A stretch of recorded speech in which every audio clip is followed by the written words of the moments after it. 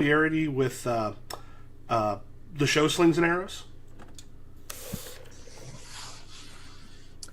That is a big no for me. That's a definite yes for me. I think I've watched it 3 times. Okay, cool. So yeah, you know the basics in that case. Then it uses the same format as Slings and Arrows, and that we're creating a play, and that play is broken up with show phases, like the rehearsal phases, and then the real life phases. The play can pretty much just go as if it was something along the lines of a fiasco, though you are rolling for some of the things that you're trying to do. And then when we cut like basically sort of act breaks, we use like a 5-act structure.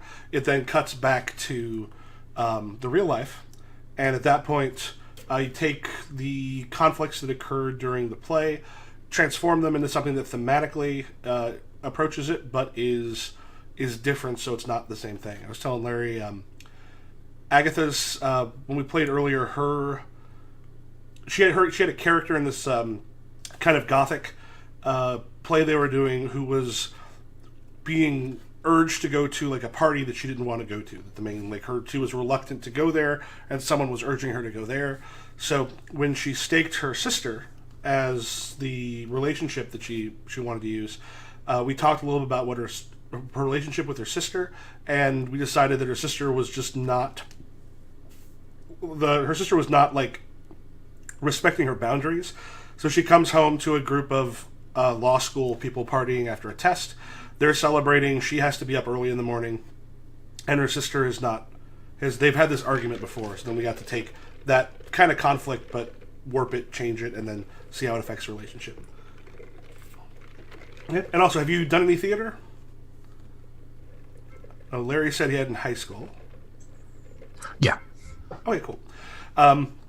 It's good to get kind of a mix, because it's been interesting to see how theater people versus non-theater people kind of approach it. Okay, so at the basic level, with this, do you have the character? Like the character, yeah, you got those open. So the characters here are relatively simple. You have what I've got right now, and we'll see kind of how those work, because trying to come up with like the right sort of verbs for it. But a convince, threaten, connect, and reject are the various sort of actions, the things that you're doing. So anytime you're doing one of those particular, if you're trying to do one of those with somebody, that then becomes what your initial rating in whatever that happens to be. So in the first part, one thing that we were sort of talking about last time, they kind of wanted to kind of create the play first and then come back. But we'll kind of go for just a real quick overview. So you have like a die rating in those 4 things. Then, whenever you are in a conflict in the play, one thing you do is you stake a relationship. And you basically say, I'm going to risk this relationship in it, and it's not tied necessarily into what's happening with the play. You're essentially flagging that person to be, here's who I want to deal with outside of the play. Like, this is the relationship that I want to explore. And you can choose like a D4 up to a D8, and you choose that. You'll mark it. If you succeed, it stays there. If you fail, it actually goes up 1.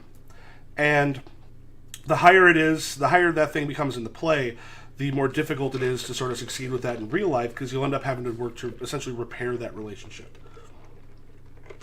And the further you stake the relationship, the more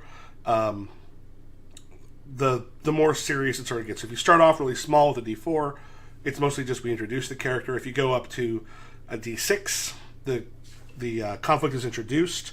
Up to a D8, it starts to escalate at that point, but it gives you an opportunity to play with those characters a couple scenes, and then see what has to be sort of fixed in that relationship outside, so you can bring that down. So it kind of becomes this back and forth of using them and then working on stabilizing them in the real world scenes. Any questions on that? I don't know if I got it all, but I mean, I think as we go along, yeah. Yeah, I'm pretty lost, but I see a lot of dice numbers and D's and stuff, and we'll figure it out. Okay, so yeah, I think it's one once you sort of stake one, it seems, at least so far, has made sense. So one thing we start off with is sort of deciding what sort of what sort of play we want to begin with.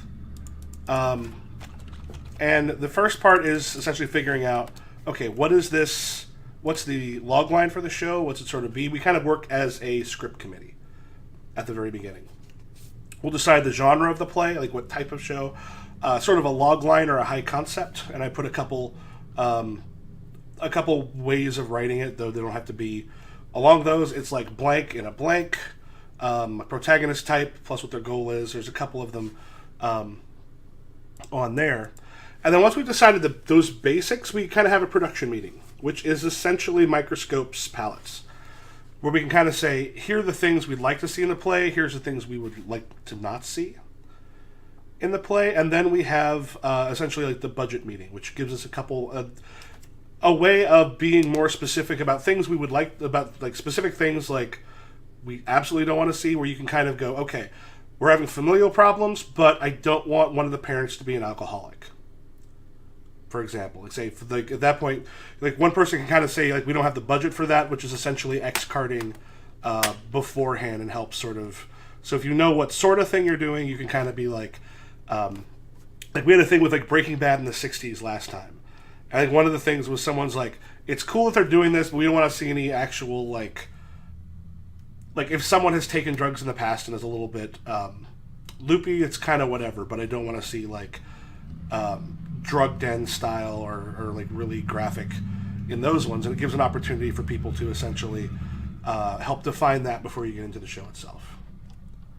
And this is like X-carding the play, not our game, but the play. It would be both the play and the game, and there's some. I mean, specifically, it's sort of getting the stuff in the play, but then it also can be a time to talk about stuff we do or don't want to see in the real life stuff as well. Okay. Because it also helps set like tone, stuff like that as well. Okay. Okay. Yeah, I think. I mean, this is a small point, but I think that's more analogous to like a line in Veils. Mm-hmm. If I'm getting that right. Yeah. But. Yeah. Okay, so I guess we start off like, what sounds like a genre or type of play that is being produced. I have a list of some basic ones. Family drama comedy, relationship drama or comedy, tragedy, absurdist, comedy of errors, like an upstairs, downstairs type.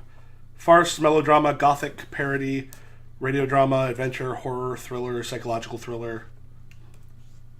There's probably more. What sort of play is Who's Afraid of Virginia Woolf? That's like a relationship drama or something? Yeah, sort of a... kind of like a family relationship drama. With maybe a tiny bit of... Depending on... I've seen it where it can kind of be like a tiny bit of thriller, plus like a 2 intermission, 3+ hour runtime. I mean, it's probably Great show. Favorite play that I've seen. Mm-hmm. So I don't know. That's the only thing I can. I don't know. What are you feeling like, Rich? Well, I mean, with it being a namesake of Slings and Arrows, of course, I lean towards something Shakespearean, but Oh, okay. but I'm okay if we tweak it. I mean, we're just going off the formula. That's where my brain goes, because all 3 seasons of Slings and Arrows, they were doing a different Shakespearean play, so that's why it's like ingrained. It's like that Pavlovian dog response. The Rent parody just made my life. But I mean, I like Who's Afraid of Virginia Woolf. I actually had the fortune of seeing that at the Guthrie in Minneapolis. Nice. with. I'm sorry, I have to because I haven't seen many actually famous actors in plays, but with Patrick Stewart. So there you go. Awesome. Oh wow. That's great. He had a hairpiece and everything. Any other big names in that one, or? Goodness, I want to say that his counterpart was semi-famous, but I just can't remember her name. I was just wowed by Jean-Luc Picard. It was like feet away from me, so it was awesome. Have you seen Green Room? I have not seen Green Room. He plays like a neo-Nazi leader. Ooh, in that one, and you see him pretty brutal in that one. Which, because at first I'm like, what would he be like? And who's right? Nope. I saw Green Room. He could do a good job. You would do like a Shakespearean family drama? Sure. Yeah. The secret to improvising Shakespearean type dialogue is just make it flowery and throw in a whole bunch of metaphors and similes. And someone's like, "That's not iambic pentameter." I'm like, "No one's counting." Mercedes Rule. That was the girl who co-starred with him. Oh, I've heard that name. I'm trying to remember. RUHL, I think. RUEHL. Yeah. Oh yeah. She was in Fisher King and Big and Last Action Oh Hero. yeah, I recognize her. Awesome. Oh, she'd be good to see in that. Yeah, she was amazing. How long ago was this? Probably a while ago. It was in 2000. Yeah, a little while ago. Yeah, 19 years ago. I always wish they'd tape those so they're not lost to forever. Mm-hmm. It was pretty special. So now I'm nervous. Like doing bad Shakespeare freaks me out. Maybe we should go with more modern, more like I'm leaning towards Larry. Larry, I'm with you now. I'm on your side. We should do like a modern style because I can extemporaneously speak in that style versus doing bad iambic pentameter. That was my reservation too. We used to do Shakespeare shows, improv shows every once in a while. Tremendous amount of fun. Would always end up being horrendously dirty because you can get away with a lot if you're saying it that way. But cool, yeah. So like a family drama. Then we can kind of come up with a basic log line, which can be like, it's like blank and a blank, and you use like two things you already know, or we can talk about like a protagonist type plus what their goal is, plus whoever's against them. Like who's Virginia Woolf? Like a couple who are kind of messing with another couple that they work with, end up revealing a giant secret about their family. Mm-hmm. Or when inciting incident occurs, a protagonist must do this or at what the stakes are. There's other ways too, but just like a real quick overview of what do we want this play to be, its basic concept.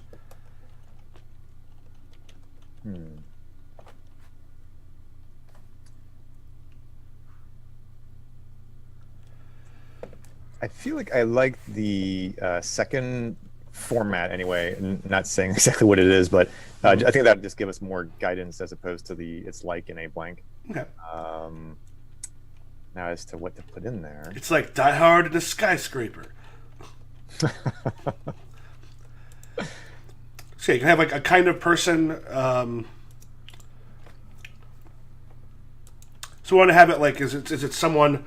Do you want like a family drama where there is some sort of drama that is new and introduced, or is it unearthed something that's been there for a long time? Do we want to have a stranger introduced to it, like someone introduced to it who ends up blowing things open?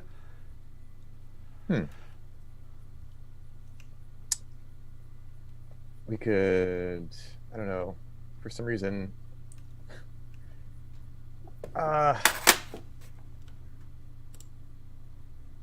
was thinking about doing something with amnesia, but I'm not sure what. Well, if you have a character with amnesia, discovering things that happened, like maybe if you got a family that was trying for a second chance of maybe now we can be normal, could be, or they're trying to trick someone, or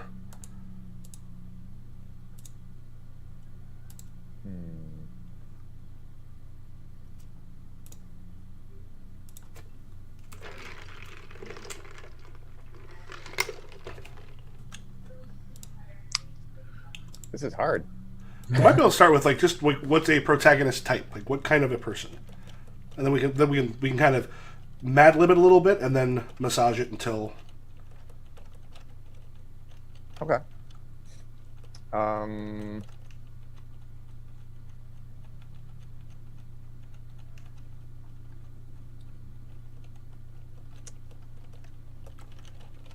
don't know why this occurs to me. What about like somebody who was like recently unemployed? So someone's just lost their job. Yeah. So recently unemployed, and what is it that they want to do? I guess find some sort of like new lease on life. They need to like find some kind of some sort of new purpose. So maybe possibly trying to use that getting fired or losing their job as a way to change, like make a major change instead of just trying to get back in the same sort of thing. Mm-hmm. Yeah. Okay. Maybe they can't go back to the same thing for some reason. Maybe there was a scandal. I don't know. Yeah, okay. And what is Rich, you have an idea of what is stopping them? Stopping them what from going back to their old job, or or what's in their way of being able to like start something new now that they've lost the job? They want like an antagonist of some sort. Oh, I see. So I had an idea, but then you're like antagonist. I'm like, oh, it has to be personalized. Okay, that doesn't work. So,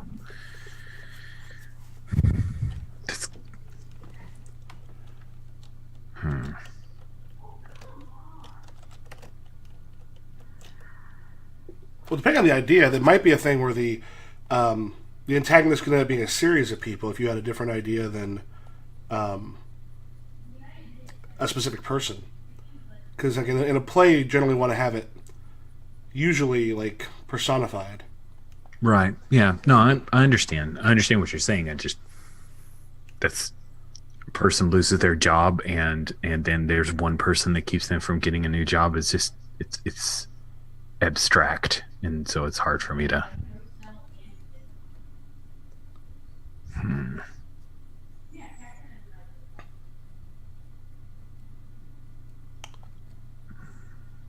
Well, depending on what they want, they could have like a spouse or a dependent who maybe needs them to be able to do better than what they would want to be doing. Like if you had someone in a well-paying job that they hated, they could maybe find another one again, but to do what they want is going to require a big change. If you've got people dependent on you, that becomes kind of a gigantic difficulty because now you're affecting them as well. Oh, so like following their dreams would leave them relatively financially poor, and that may not go over well with the dependent or whatever. Or possibly, or mean a move, or mean something that inconveniences another person. Huh, that's interesting. I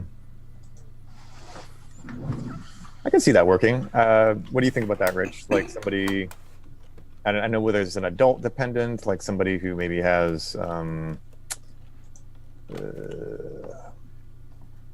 maybe has a disability, or it could be a child who just simply needs to be taken care of. I don't know. Child actors are really tough. True.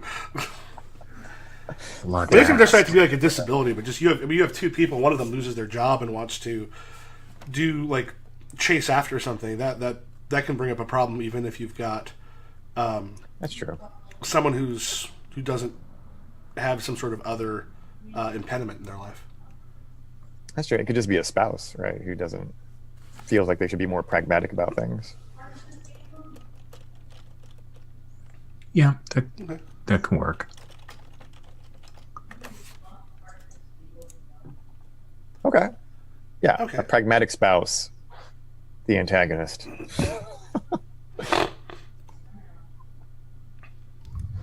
And then we can either set the stakes or describe the setup.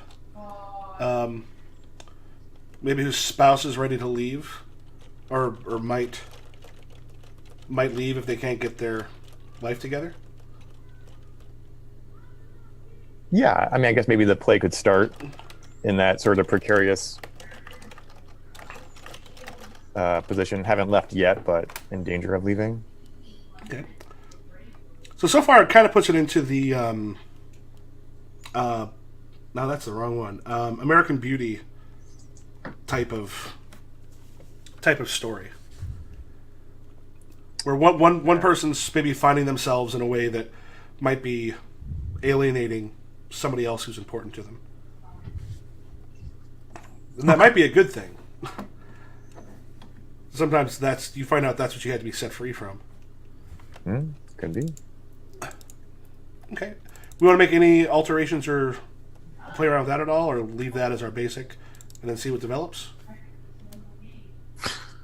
Let's leave it the basic. I don't have any tweaks right now. Okay. Where are you recording this, by the way? If you're on the character keeper, just scroll down a little bit. Oh, it's just further down? Okay. Yeah. It starts around row 30. Ah, okay. Thank you. And then tone-wise, what do you want the tone of the show to be? Are we looking comedy, tragedy? I've got kind of stuff for like tragedy, comedy, person in a hole, romance, falling hero, redemption, or quest. What is person in a hole? Person in a hole is basically someone who ends up basically digging themselves deeper and deeper into difficulties and then has to get their way out.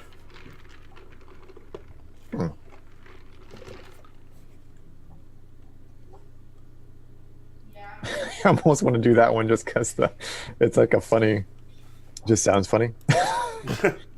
Person in a hole. But it kind of the person who just lost their job. I mean, maybe that's it. So sure, let's go with that. Okay. Sure. The biggest thing on those is it's what I'm using right now to try to determine act dice. Like essentially like taking a general how things get where it gets harder and harder and harder, and then towards the end starts to let up as they're able to eventually get out. So it'll hopefully help make that curve without necessitating that particular curve. Okay, and then tone, we want this serious. We want it light. Do we want like a tragically dark Who's Afraid of Virginia Woolf? A slightly lighter in tone, like American Beauty, or something that goes more towards comedy.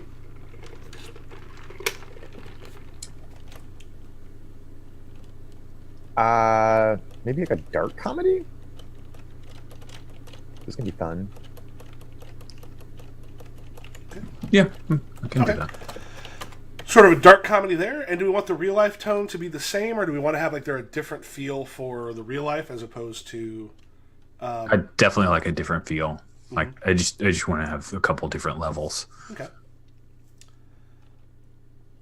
So we have a dark comedy with the real life. With the show. The Dark show comedy is a with the dark show, comedy, and then- right? Yeah. Or, I'm sorry, dark comedy for the show. Then for real life, we could have more of a contemporary drama with the real life. You could go all the way up to like tragedy, possibly absurdist if you want to go both funny but one darker and the other one more strangeness. Absurdist always feels like a cheat to me. Where are the options? I don't see them in the Slings and Arrow. Oh, that's so much. I don't have like a list released so much as of those. At some point, I'm gonna make like a big list of stuff to choose from. Okay. For tone and for all those things. But yeah, if we can kind of go with theatrical tone. That's probably that's gonna give me lighting more stuff. Story tone.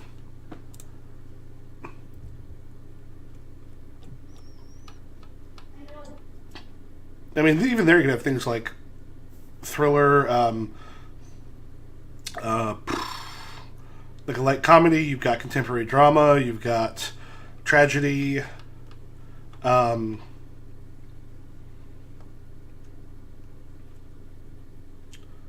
Via Brechtian, we know we are in a role-playing game.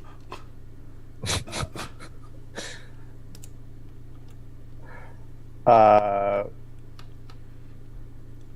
I mean, contemporary comedy sound, or not contemporary drama. Jeez. Sounds like it might work. Would that be enough contrast, Rich? I mean, they like a dark comedy to a light comedy would be pretty tough to pull off. So maybe we do have to flip to go to more of a drama style. Okay. Okay.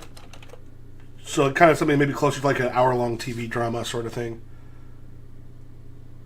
Like that contemporary stuff is not like super, super heavy, but it is relationship difficulties, stuff that's not being played for laughs, may have its amusing parts, but isn't starting off as a joke.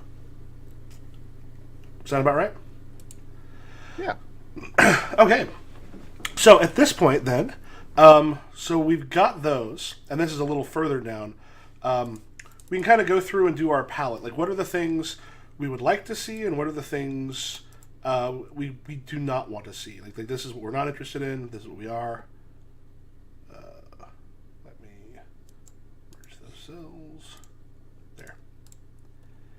We can probably take some turns going around. Like, we'll say, Rich, what is something you would like to see, and something you would not like to see?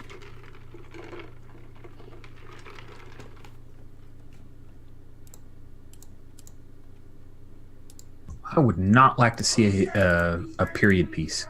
Okay. All right, so contemporary. I think we may have already said that, but I just wanted to get it out there. Yep. I see one corset come out. Something I'd like to see.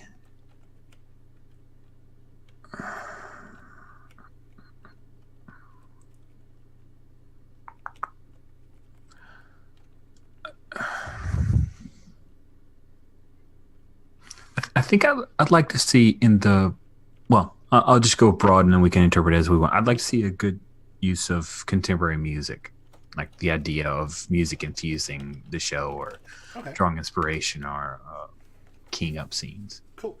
Okay. So music used for it. Excellent. Larry, anything you want to see or not see?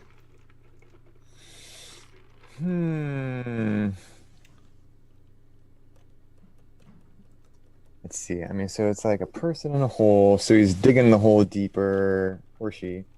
Oh, yeah. I think I'd like a female protagonist. Because I feel like a role like this would probably normally be inhabited by like a male character, male actor. Yeah. Yeah, theater is better than films for finding like female protagonists. However, it's still not very good for them. So it's something for the high school I teach at in particular. I got to do a lot of looking for, and even for sort of other stuff. Okay, so female protagonist. And then what do I not want?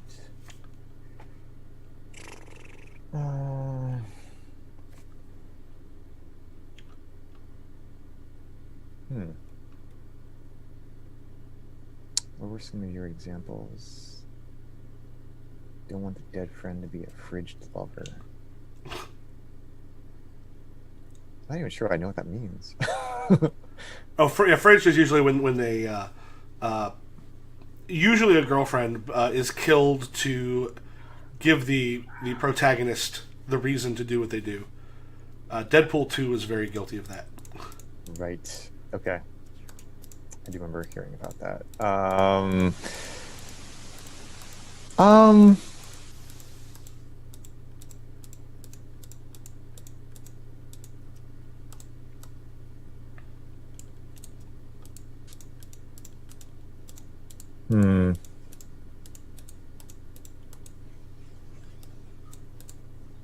I mean, yeah, I don't know if this is the kind of thing that you mean to go in here, but I discovered during a Bluebeard's Brides game that I'm not really okay with like scenes of sexual violence in games. Yep.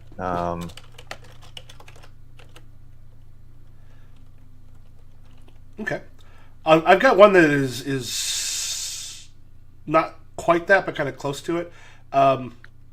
Like, I'd like to see like the spouse who's kind of in the way, not be the spouse not to be like controlling or abusive, because I always find that like it's like, oh, you're with a terrible person, that's the problem, as opposed to there are real problems that come up when someone wants to like drop everything and do a dream. If you've got someone who's reasonable, I think it's a much more interesting story than someone who's just like a monster. Spouse not controlling, because every time I've seen something like that, it always seems like the cheat. Like, well, of course, they're with a terrible person. I've seen that. I've seen that story 1,000 times. But the one where you're like, well, they're not wrong. Like, I know you both disagree, but they're not awful. Right, a little more ambiguous. Right. Got my salad? As far as like to see,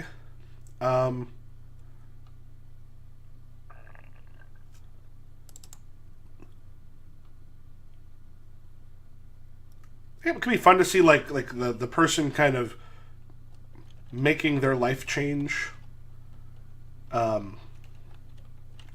a pretty big swing between where they were and where they're going towards. Sound good? Actually, that's kind of baked into the thing. I don't necessarily have a specific I would like to see on there. Anybody else have anything they want to add as far as like or dislike?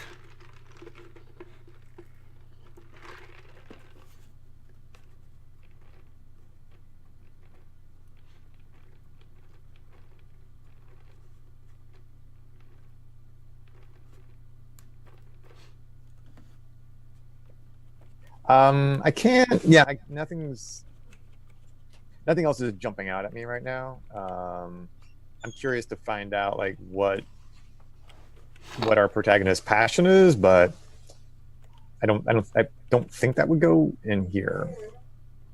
Right? That seems like something, because I don't have a strong feeling that it needs to go in a particular direction, I guess. So. Okay.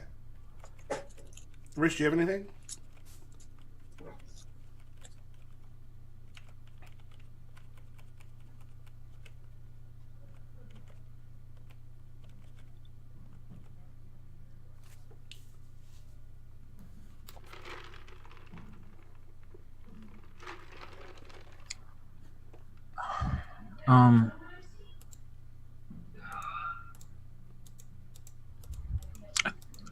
I think I'd like for it to be in a big city. Okay.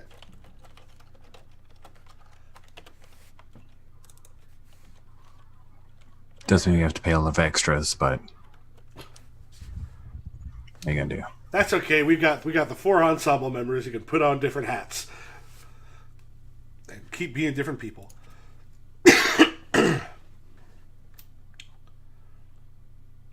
Okay, so we pretty much have our likes and dislikes where we want them. Okay, so for the I'm sorry. Oh, I was trying to unmute. This is not a permanent. Like we can come back to the drawing board, right? Absolutely. Okay. Yeah, part of this is just to get an idea to talk about like what kind of things we're expecting, and what I've used for the problem scenes, not just the lines and the veils, but also one of the things you do when you do a show is you have a production meeting and you get together, and sometimes you talk about like, okay, we need this particular scene. Like, here's the stuff we need to have in it, as well as like, here are the problems. Like, these are the things that'll be difficult, but it can also sometimes be like, we need to focus on this particular thing that will be cool and awesome, because it can also let us plant some stuff that we do want to see in there with problem scenes, as well as sort of like kind of pre-negotiating specific things where you're like, okay, I want to make sure this thing is not there, so you can kind of line and veil it here as well.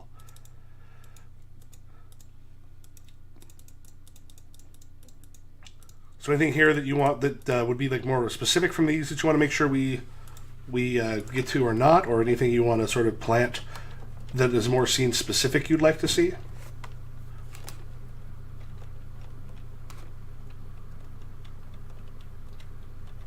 Sorry. So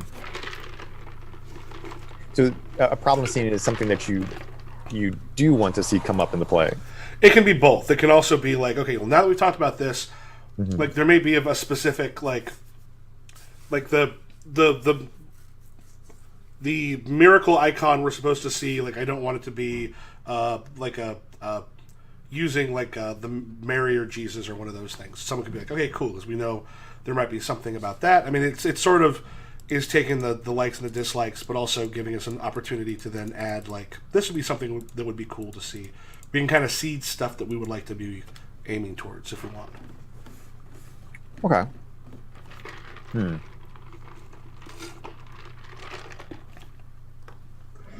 I would enjoy a series, almost like a series of smaller scenes interspersed through the play that are the protagonist trying other jobs that aren't good fits. Almost like little vignettes of, and this job is not for me. Well, you're fired. Yeah, I figured. Yeah. I like that. Okay. Anything else? Actually, I don't know if I feel it. I mean, what about again, and this is actually also kind of like a scene type, I guess, which like they're like sort of testimonial things, like where like if it was a TV show or a movie, like you'd be talking to the camera. Like, would that be interesting to do? Like a fourth wall breaking protagonist? Yeah. As someone who has both acted and directed in several shows where we do that, that's a lot of fun. Okay. Yeah, where they can directly speak to the audience. So it's sort of like from what I remember of Inspectors, a little bit of the confessional. Yeah, thing. yeah. Mm-hmm. Well, yeah, that could even be multiple characters might be able to speak directly Oh, yeah, that's true. to the audience. Okay. Anything else?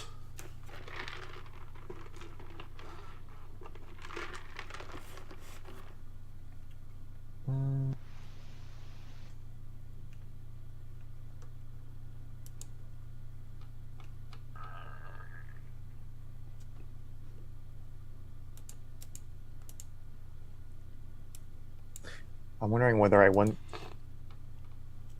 I'm trying to figure out whether at this stage, I want the protagonist to come out like on top or not. Like whether, like, does she succeed in her quest for meaning and value, but I don't know.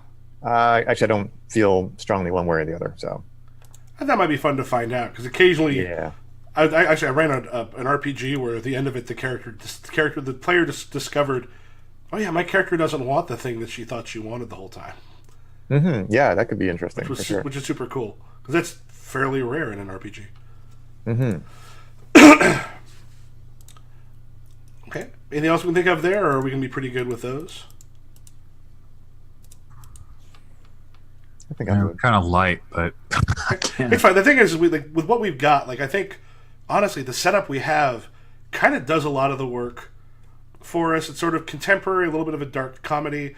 I think with the likes and the dislikes, the palette stuff we've got, puts in a place where I have a feeling we'll probably all be pretty good with it. So yeah, I think that what we got will work well. So the last thing before we would be ready to go, at the top there is, you can just each claim one of the colors for the characters, and then it's just those pronouns are still left from last time. The character name, what their day job is, their pronouns, a relationship status, then deciding what die rating, essentially how good they are at convince, threaten, connect, and reject. D8, 2d6s, and a d4. Then just three names and relationships. So essentially just, this is my brother Jed, who lives with me and is super successful, or who I live with and super successful, or my friend Tim, who tends to get me into trouble, something along those lines. So the way that what your relationship is, and then the name. Gotcha.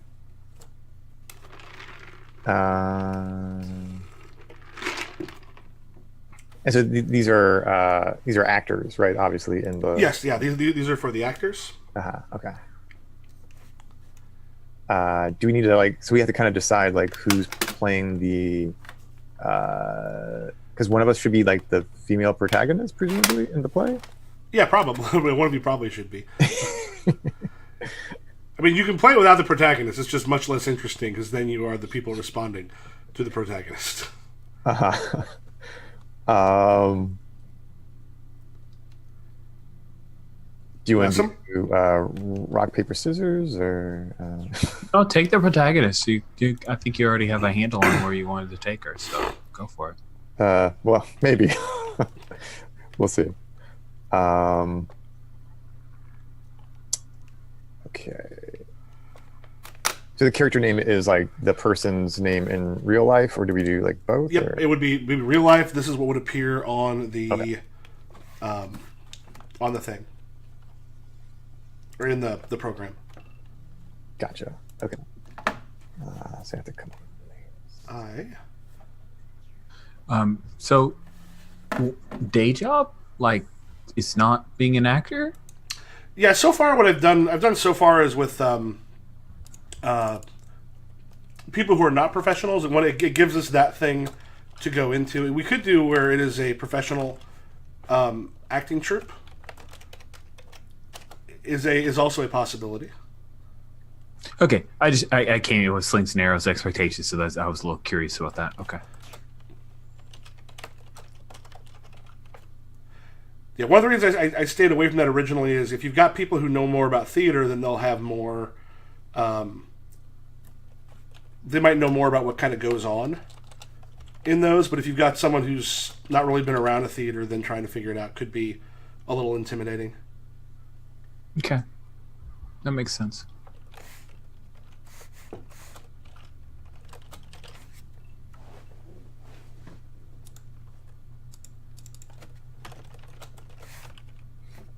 Come back.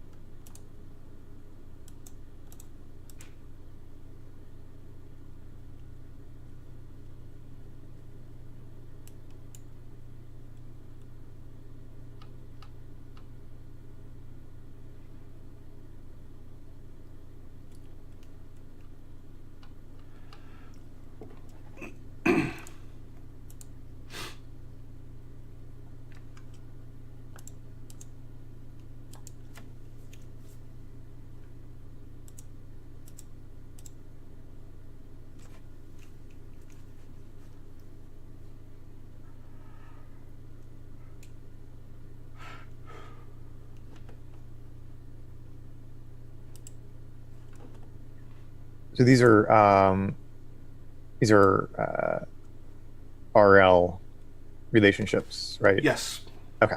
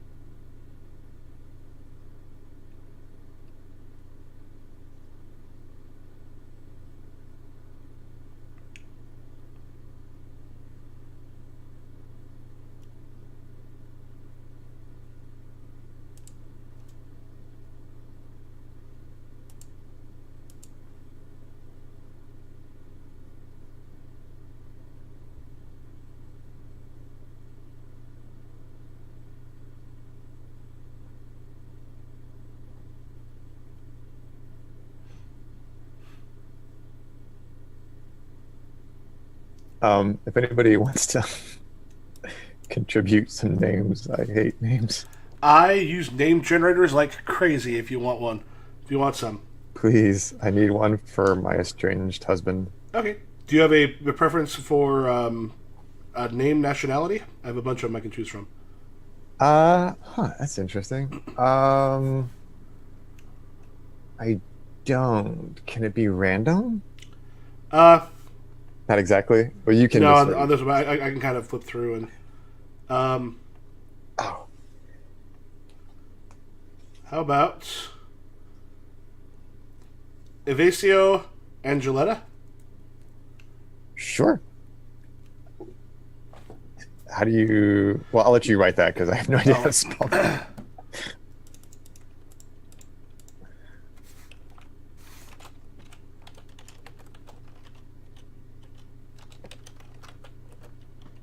Okay.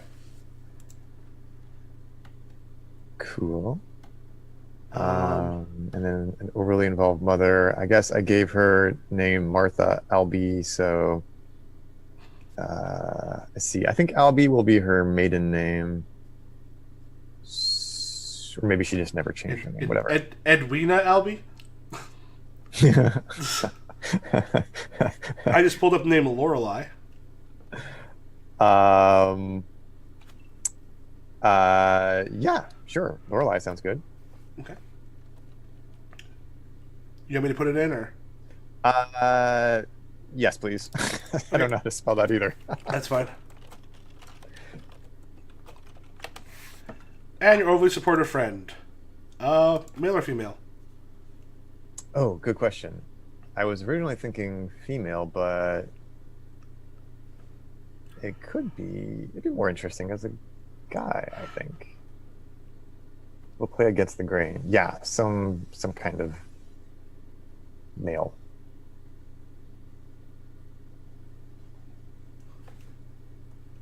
That's not an actual name. You got Ferguson Mystic was what came up. Lee Gerald? Or Lee Jarrell? Sure. All right. So, convenience store, Trent Frazier, convenience store clerk. Martha Albee, bike messenger. You want to tell me a little bit about how you see your characters, and then we can probably take like a quick bio break, and then we'll be able to start.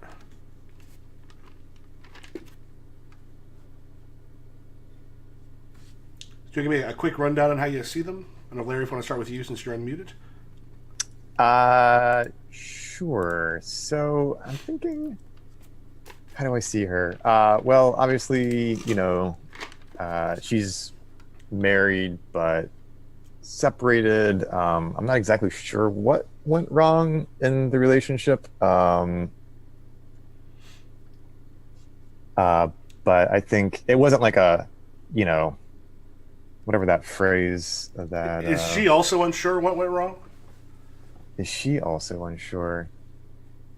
I'm going to say yes. Give us something That to will be explore. more in line with my mental state right now. Yeah. Oh, whoops. Well, I think probably there's also. I think she is probably going to be like emotionally. I think she's emotionally distant for some reason, which is why I kind of gave her the DA in reject, because that seemed to maybe that reflects that sort of personality trait. I also kind of see her as a little bit of a badass, because I mean, being a bike messenger, that's a pretty rough and tumble job. So I guess she's also like probably like wiry, like yeah, like physically fit. And although I guess as far as like tattoos and other kinds of like bodily modifications, because she is an aspiring actor, it's probably like, things that can be concealed or whatever, like maybe higher up, like nothing like below the elbow on her arms, like as far as like, tattoos and stuff. Concealer base is not cheap. Right. It exists, but it ain't cheap. And yeah, and I imagine she probably is not really rolling in it at this stage in her career. So yeah, and then yeah, just with obviously got the overly involved mother, maybe kind of controlling mother as well. And then I see the friend as, maybe she goes to Lee for advice or guidance, and instead of like, it's just like a lot of like, yeah, you can, regardless of like what it is that she's proposing, like they're just like, yeah, you should follow your dreams, like even if it's like a horrible idea. So essentially, what's the word? Not unmoderated, uncritical acceptance of ideas. Yeah, something like that. Okay, so like a cheerleader, but not like a lot of help when you need an actual like brain to bounce ideas off of. Yes. Okay. And Rich? I'm not sure what role Trent plays is in the play, but in real life, he's a convenience store clerk. He's not. He's in that post-college haze where you bounce around from jobs before you find your quote-unquote real job. He is still living with his last girlfriend, who broke up with him. He's not entirely sure why, but it was really because she wanted him to actually like commit and make something out of his life, and just didn't get it. So now he's dating Elle, Watambe, and Elle is a little bit of a party girl, and Velma hates Elle, and Trent's not entirely sure why, but I think on a gut level he totally understands. And his boss at the convenience store is Jardo Torres, who's like a really hardworking guy. It's he's trying to make it work. He's basically kind of opened this thing up and wants to franchise. He's very driven, and so he's kind of the opposite of Trent. But Jardo doesn't hate Trent because Trent shows up on time. Like, he's committed enough to keep working the night shift. It doesn't steal anything because that would take probably a little too much effort. Trent's just really good at convincing people to do stuff, which makes him a good actor. But yeah, I mean, he couldn't threaten a mouse to leave. So I think I've done shows with Trent. yeah, Trent is not unfamiliar to me either. Excellent. Do you want to take a couple minutes to use the bathroom, get a drink, whatever, and then we'll be That'd able be great. to go? Yeah, let's do that. Sounds good. Back in a few. Okay, thanks.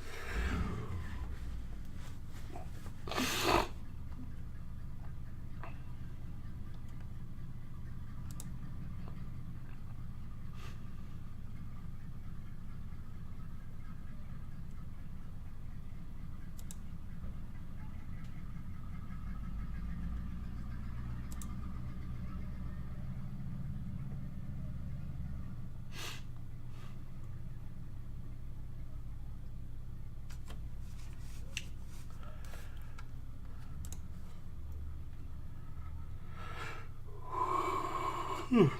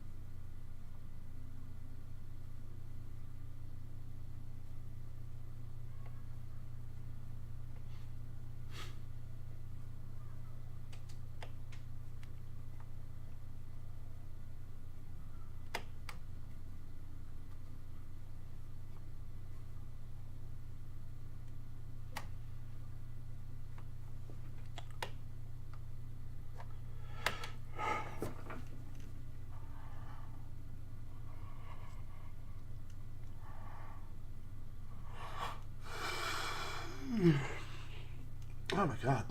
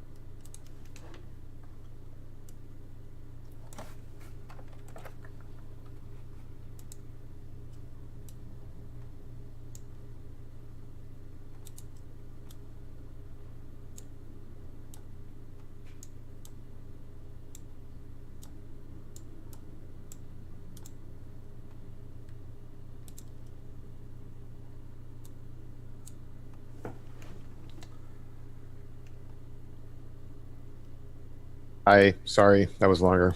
Oh, no worries. All right. Let's start with this. Email.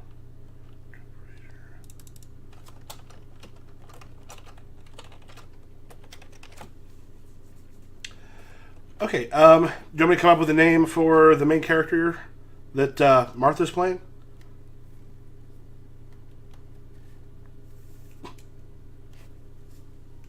Sorry, I was muted. Yes, please. Okay. This is Bonnie Zane. Okay, we might be able to start off a scene then, and we can start maybe a scene with you, and then we can jump to Rich's character after that. So, and Rich, any idea what you want to play yet, or you want to kind of see what happens after the scene with Bonnie? Let me see what's up with Bonnie, and we'll figure it out. All right. So, Bonnie, what is the career you've had that you've decided maybe it's not the thing you want? What would be a good one? It's just got to be a good paying job based on what we were saying. I mean, something like investment banking, some kind of Insurance adjuster. insurance adjuster. Does Like that a, make like a death claims insurance adjuster or something. It'd be super depressing. right? It's boring and morbid. Okay, yeah, I like that. Okay. Insurance adjuster. If you go with like the death claims insurance adjuster, you can mix in a little with a black comedy. Yeah. Do they kind of like figure out like how much? I'm not really sure what they do. Like, do they sort of figure out like how much a life is worth, or try to assign values like that, or Some do, yeah, some do? Okay. and then some actually go and try to validate the death claim and have to look through photos. Oh my God! And they probably have to do the whole like, is it because if it was like suicide, then it doesn't pay out or something like that? Yeah. Oh my goodness! Yeah.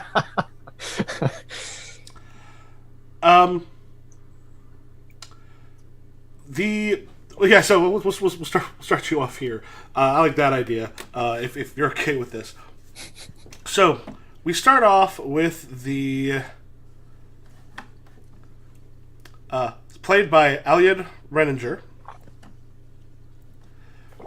Miss Harriet Bick sits across from you at the desk. She's like, but my family will have nothing if the insurance doesn't pay out.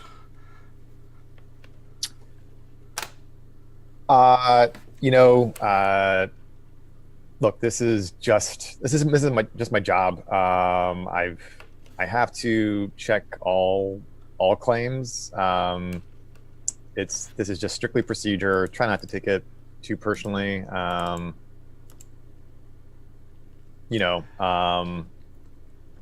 Not take it too personally. My husband died in a tragic boating accident. And yes, he may have been drunk, and yeah, I know it says there that he had a strange amount of gasoline on board, but I don't think that proves anything, Miss Zane. I mean, look, the paperwork states quite clearly that the inspector said, like, never in his 25 years of work experience has he ever seen a boat go up in flames like that, like as quickly as it did. So it's just a little fishy. Forgive the pun. A pun. A pun. My husband is dead. My husband is dead. My family is bereft. And you're able to make jokes. Yeah, it went up quickly, but he had $150,000 life insurance policy we took out a month before. Yeah, I'm not sure if that's like a good fact for you. It should be a good fact. We should have plenty of money to help bury my poor husband and have our children live the life which they've become accustomed to. Well, why don't we talk about some of the rest of this file, some of the context. It says here that your husband, let's see.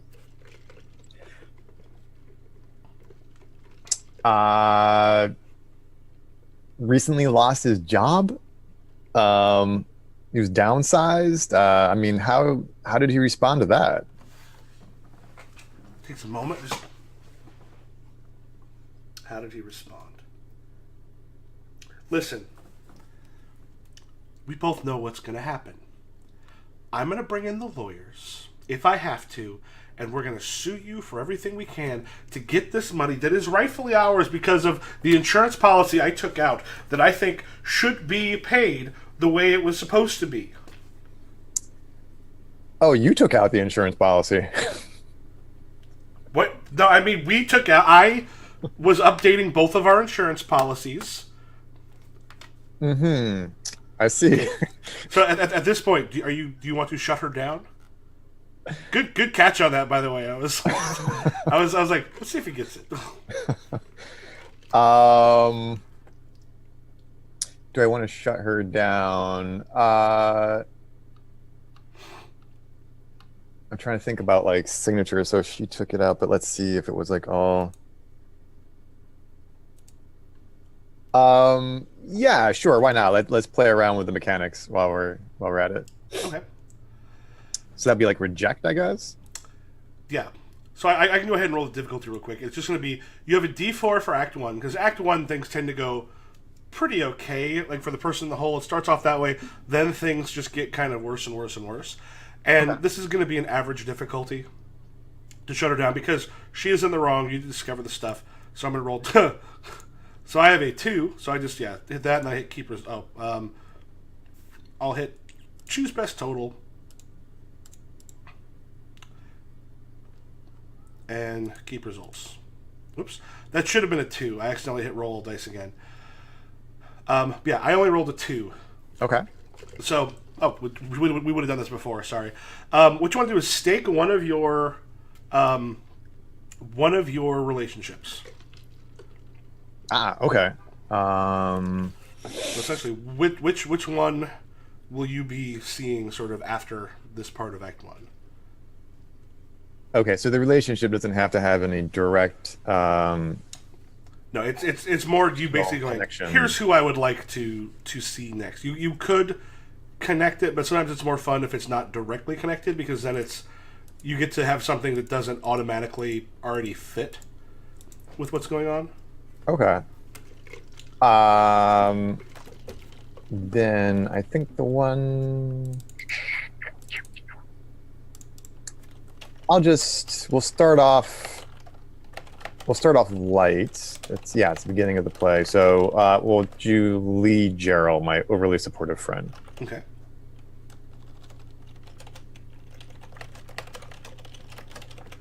Okay, and then what die total do you want to stake him at?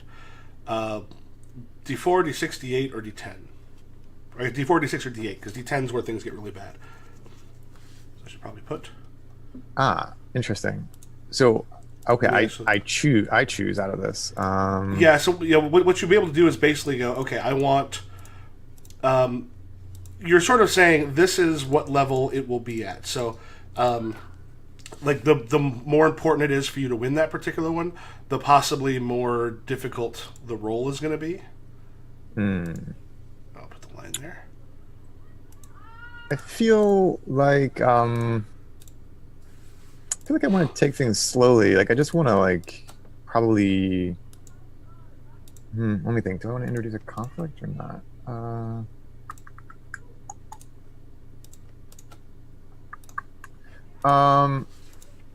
I'm just gonna do introduce character. I'm gonna take it slow. So just a D4 on that one. A D4, yes. Do I do anything right now?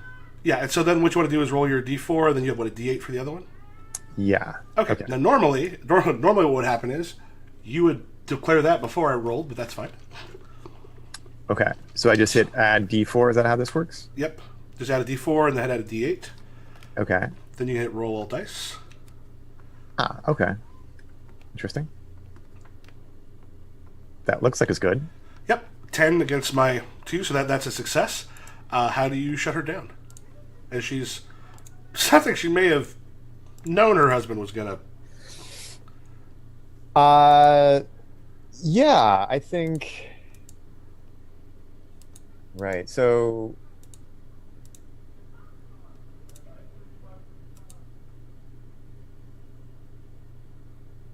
you say you took it. So you said that you took it out. Now you change it to we. The interesting thing is like the only signature no, that's not right. Hmm. I take that back. I would say the signatures are remarkably similar between Okay. the two. Oh, like her signature. Oh, right. Yeah, Yeah. her signature and his signature look a lot alike. Yeah. I think I think this case has taken on a different tenor, and actually may need to be involving the authorities.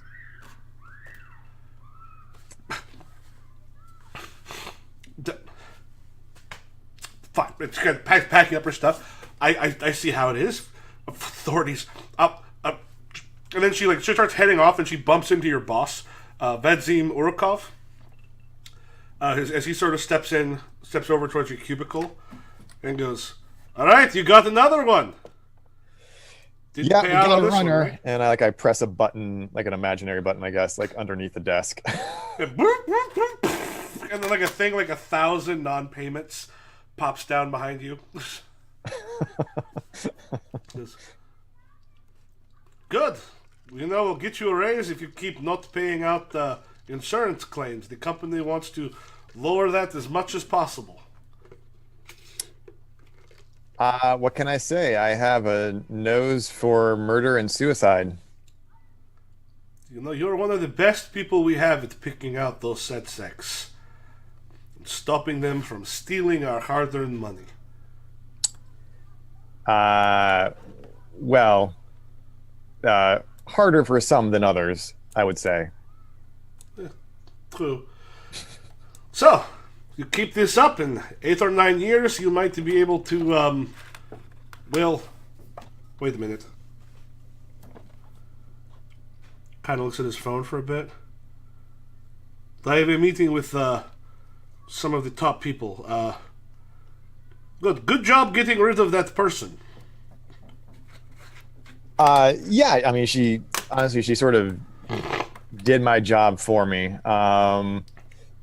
Speaking of which, I mean, I know we sort of talked about this before, but I could really use a raise.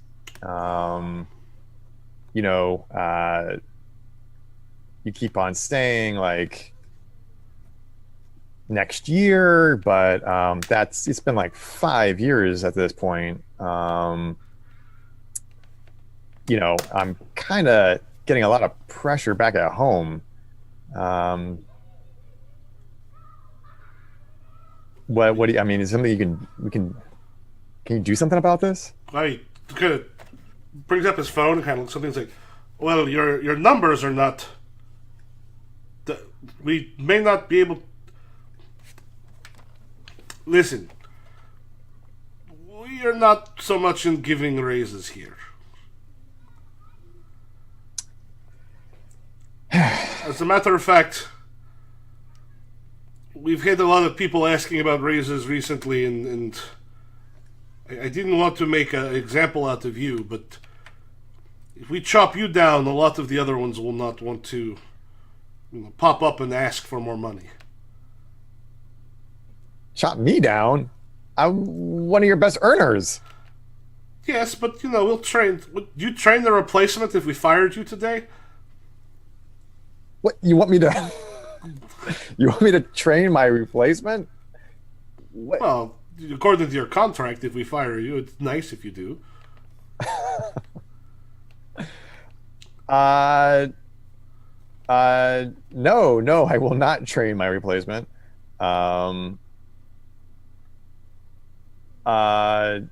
Yeah, I mean, I can't. I mean, after all these years of loyal service, denying insurance claims, I can't believe. I can't believe this is what's happening. You've been told in the past not to ask for raises, but yet here we are again. I'm thinking maybe it is best if either you quit or we fire you. Well, I'm not quitting. I mean, I want to be able to get unemployment. That is why we would prefer for you to quit. You know what, Vazdim? That's a good blow-off line. I would quit, but for the way that unemployment law is written. So, just screw you, buddy. And then, I think maybe I make some kind of like I'm looking around to like something to throw or knock off the table, but I don't really have anything, so I just like take a pencil and snap it, and then and then storm off the stage. It is not too late to quit. Lights sort of go down. Rich, any idea who you want to play yet?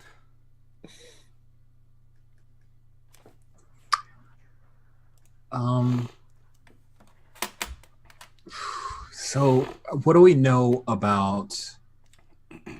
Crap, where's the character? Where are the character names? Oh, I put the cast, and I actually put all of the U2 up top, and then as some of those other ones, because we'll have some of the same actors playing multiple parts. I found him though, the cast.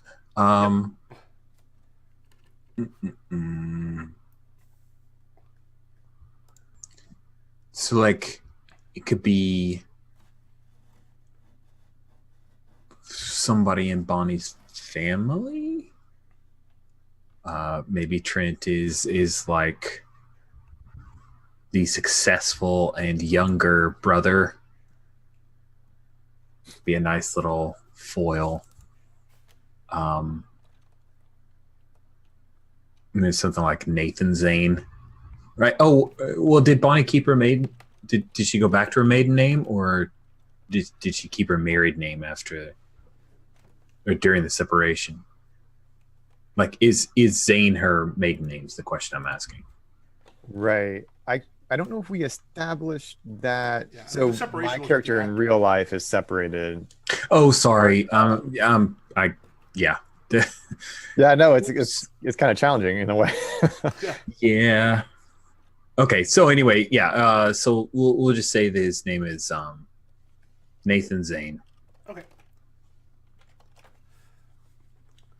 All right. So you want to have a scene with the two of you, or do you want to have a separate scene with you, Nathan?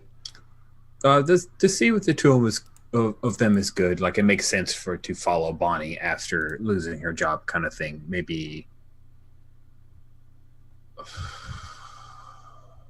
just would Bonnie come to see her younger brother, or are they at the Sunday dinner thing with the family, or how do they cross paths? I could see a Sunday dinner. I could see, because we're in a big city, so we could always like be just meeting up for a cafe.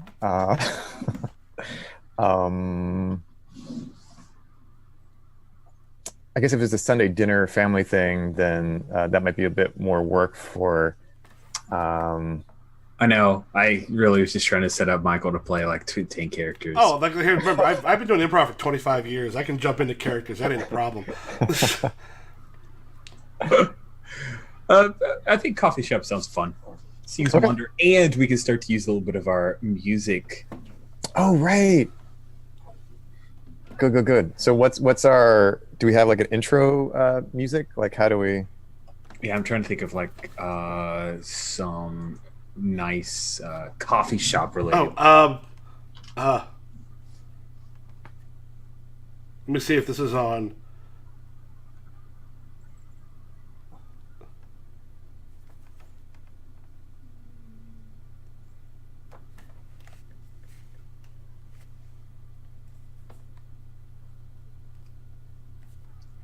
Anticipation's killing me. Oh.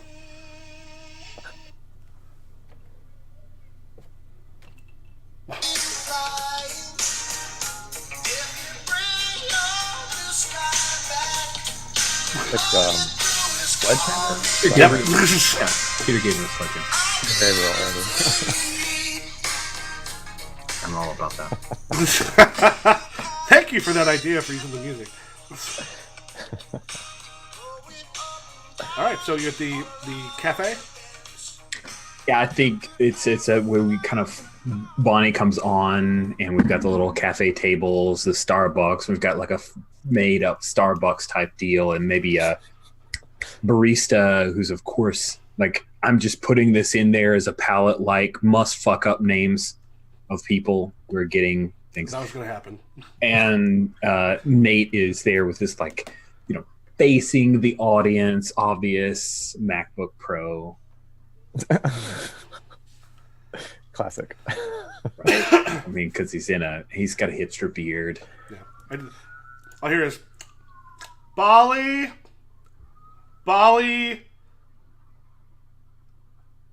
Zany. That's Yeah. I think they mean us. Just stay here. I'll get it.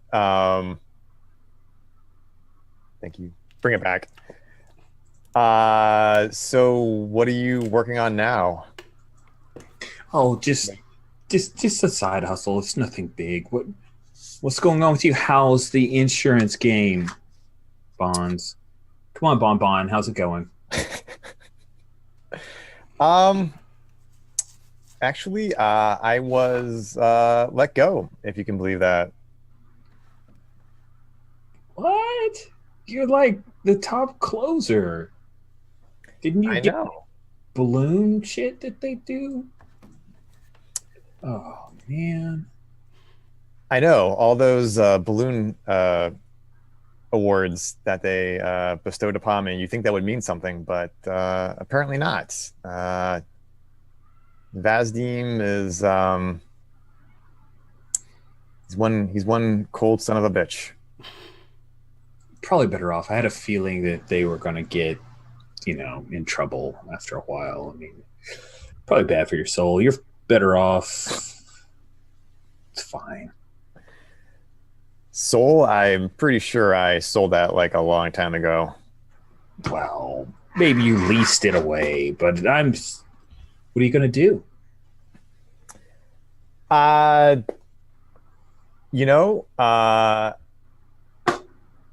have no clue at this point. All I've known is death and destruction for the last 10 years. So yeah, I don't know. Do you have any ideas? Can you turn me on to something? Like, is there, I mean, you've always been successful. Thank you. Your MacBook Pro. I mean, it's the best. It's the best PC. So yeah, I tell you what, Bon, I know this just to tide you over. I've got a buddy of mine who's starting up a food truck. You could okay. Work there, part-time hours, but you throw in guys talking about the possibilities, like does well enough, might do a little bit of, shared. I'll put you in contact with my buddy. You like tacos, right? Of course, everybody likes tacos, Bunny. What a stupid question. Yeah. Cool. All right, so taco truck, awesome, good. My buddy it's college kids. It's hard to, but I'll tell him how dedicated you are, and it's just something to tide you over until you find something you really want to do. You can go. It's good. It's great. This is going to be the best thing for you. I mean, I'm willing to try anything, but I mean, you do remember, like, I can barely boil water, right? I mean, right. I don't think they boil water for tacos, so I think you're fine. Okay, yeah. Sure. You know what? I mean, screw it. Why not? You're a go-getter, Bonnie. That's what made you the best at the insurance game, and you're going to be a great food truck barista. I am going to. I'm going to. I'm trying to think of a food-based pun. Well, anyways, I'm going to. These are going to be the best tacos that this big city has ever tasted. All right. I didn't put a conflict in. I probably should have pushed to some kind. Oh no, that's fine. I've got one coming up. You actually opened a door to a conflict pretty easily. You said Nathan was a lawyer? I didn't, but sure. He's a that lawyer. doesn't matter. What is Nathan's job? Oh, he's now a lawyer. Okay. I mean, it could be if it's something else, we could still make it work because the food truck guy is an easy conflict. He's a lawyer, but he always has all these side hustles going on. I Yep. think he's going to be the fixer that gets Bonnie new jobs. Okay. So yeah, we can split stage it, where if you're on the phone and then talking. Do you want to talk to him in person or are you calling? Sure, up? that sounds fun. Okay. Yeah. So food truck comes on. Let's manage to make a really kind of kick-ass food truck, and I think La Cucaracha is the ringtone yeah. because that's kind of taco-y, but also about a cockroach. So Yep. that's just like the best worst. This is Bouvet. Hey, this is Nate, man. Listen, I have got something for you. Sister's between jobs, and she is all about some taco food truck action. So when can she start? Is this like that guy you? Last time I hired one of your people, they ended up stealing from me. What? No, listen, that's libel. So listen, it can't be proven. Anyway, this is my sister. It's not one of those guys. This is my sister, man. Don't hurt my feelings here all day. Man, I'm just saying it didn't work out too well last time. Well, I'm going to convince you otherwise. Okay. Who do you want to stake? I'm going to stake L. Okay. So it's just D4 then? Well, it depends. Do you want to do D4, D6, or D8? If you succeed, it stays at that level. If you fail, it pops up 1. What's it? I don't understand. Oh, so basically, if you stake it at D6, so we had earlier was, Larry, who did you stake? Lee Gerald. Okay, so Lee Gerald, what you want to do here is on the stake of 2. Go ahead and I'll fill color. So I just filled that up. So right now you had a D6, so you succeeded. I did a D4 actually. Sorry. Oh, D4 rather. I'm sorry. Yeah. I will switch that.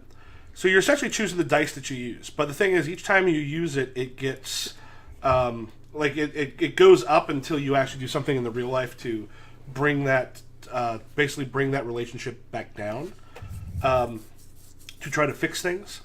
So if you do it at 1, it'll introduce the character. We won't necessarily have the conflict sort of starting off yet. If it's D6, you're going into a conflict pretty quickly. If it's D8, it's starting to get bad. But it also, of course, helps you succeed more. Now, we're in Act 1 of this one, so the Act die is a D4. And we're not looking at a terribly difficult argument. Oh, so I'm not using my stats. I'm not using my convincing D8. That's only for... Well, you use that, and you use one of the relationships that you stake. Okay. So you're essentially telling me who you want to see in the real life scene. Okay, so if I were to say I'm going to stake a D6 for L, Okay. which is a 2, Yep. So if you just then I want would roll a D6 plus a D8. Yep. And I'm looking for high, right? Like higher value. Yeah, you want to go higher? I'll go ahead and roll for a 3.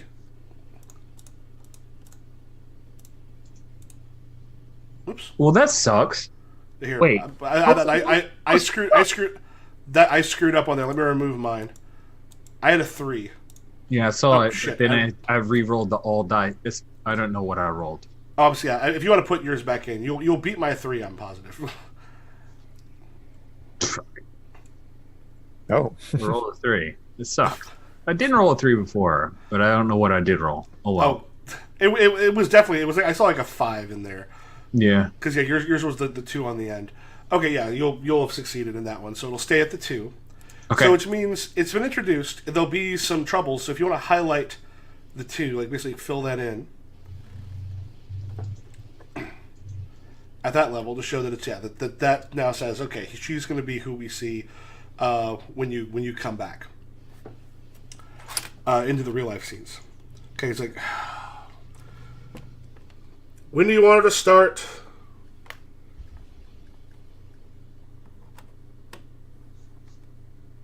Oh, hey Bonnie, can you start tomorrow?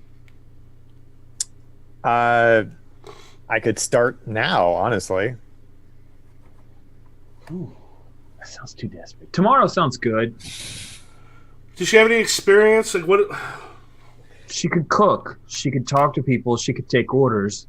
How Listen, old is she? Insurance adjuster, man. It's What? It's good. She's an insurance adjuster. Was an insurance adjuster.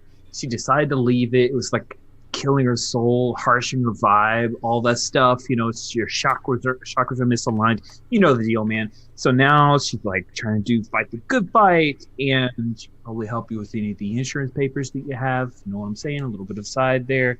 So you should be thanking me, but that's fine. I'll let it go. She starts tomorrow, right? Yeah, I suppose. I don't know how much a taco truck's gonna not kill her soul, but okay, I'll see her tomorrow. Tell him I like Great. tacos.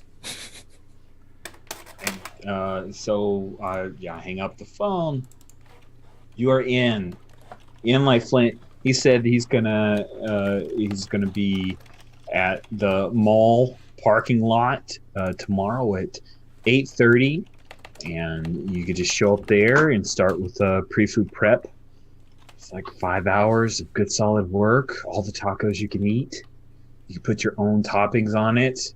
Maybe you help him figure out if he's got his insurance, set up for the food truck, liability, all that good stuff, because he won't pay me to look at it. So maybe you could. You're welcome, Bonnie. I mean, thank you. I do feel a little bit pathetic, like getting a job for my little brother, but It's actually not, it's not, you're not working for me, because that would be weird. oh yeah, no, totally. I would never do that in a million years. Well, now let's not completely rule that out. But for now, taco truck. All right, exciting new chapter. Sweet. Oh, the latte's on me. He stoops his little. And lights down, and Martha in real life. First of all, have you told, I'm sorry, this is the other one. Where are you and Lee meeting at? We had a cafe. No, just kidding. Are you crashing at Lee's place, or during the estrangement, or? Oh, that's actually kind of an interesting idea.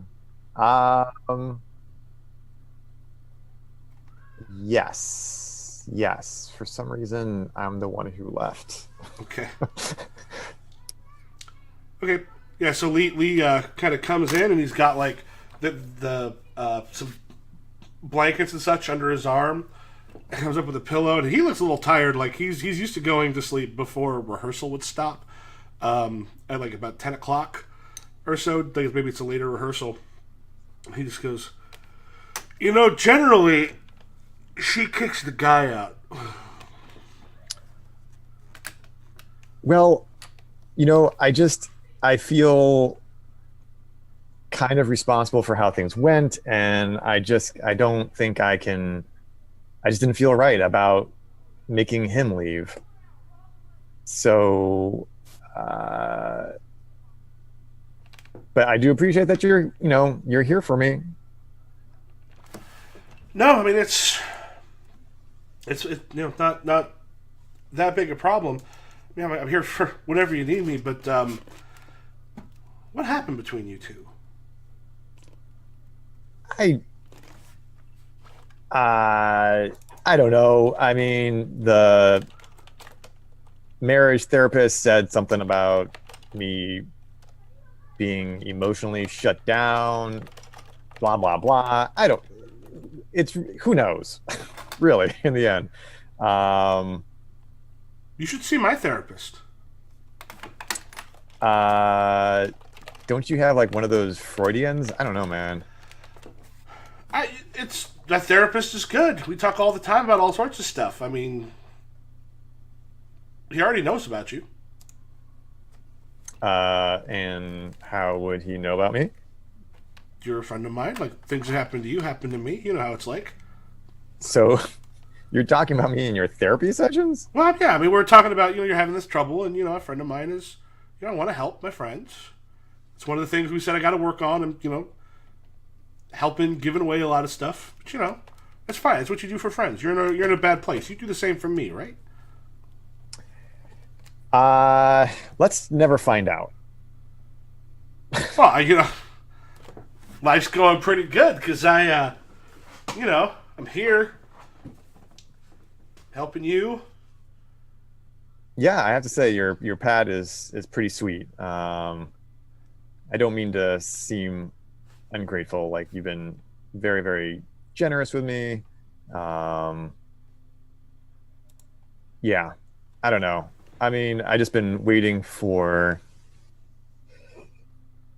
the play is kind of like getting mixed reviews. So like, I'm not just dealing with all this like relationship crap. Now I'm also worried about just where this whole acting thing is going. I mean, I can't be like a freaking bike messenger for the rest of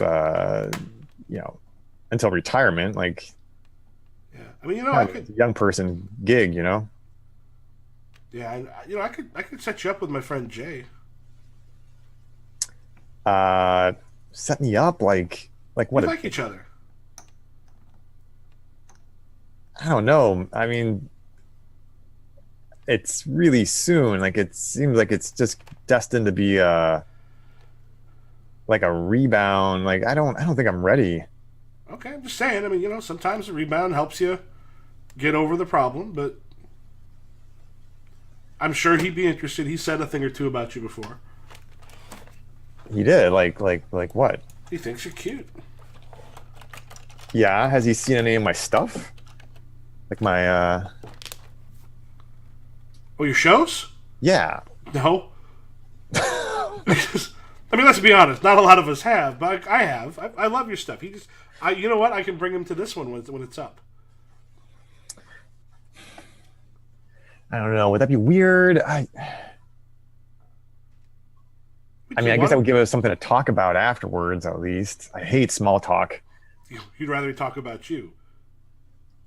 Is there anything more interesting? I mean, look, you can't even. At that point, he throws the pillow and the sheet at you. Anything more interesting? Well, look at you. You can't stop talking about me even in your therapy sessions. I talk about plenty of people in my therapy sessions. You just happen to come up. Yeah, whatever. Because you're the one going through. You're obsessed with me, and you know it. Why would I be? Oh God, obsessed with you? No, I love you, but no. We kill each other. Yeah, that's probably true. Ruffles hair. Okay. Let me know if you need anything. I'm gonna crash. And here, he kind of goes through and he peels off one of his keys and goes, "Here, you can have it as long as you need it. I mean, just remember, in the off chance I happen to bring home a babe, make yourself scarce." Yeah, I'll just be like playing Xbox like over there. That's no problem. And thanks again for giving me the bed and you taking the couch. That was really supportive of you. That I don't think we ever talked to. Yeah, okay. It's a gentlemanly thing to do. Didn't we? Yeah, take the bed. I'll play games out here for a while. You're the best, Lee.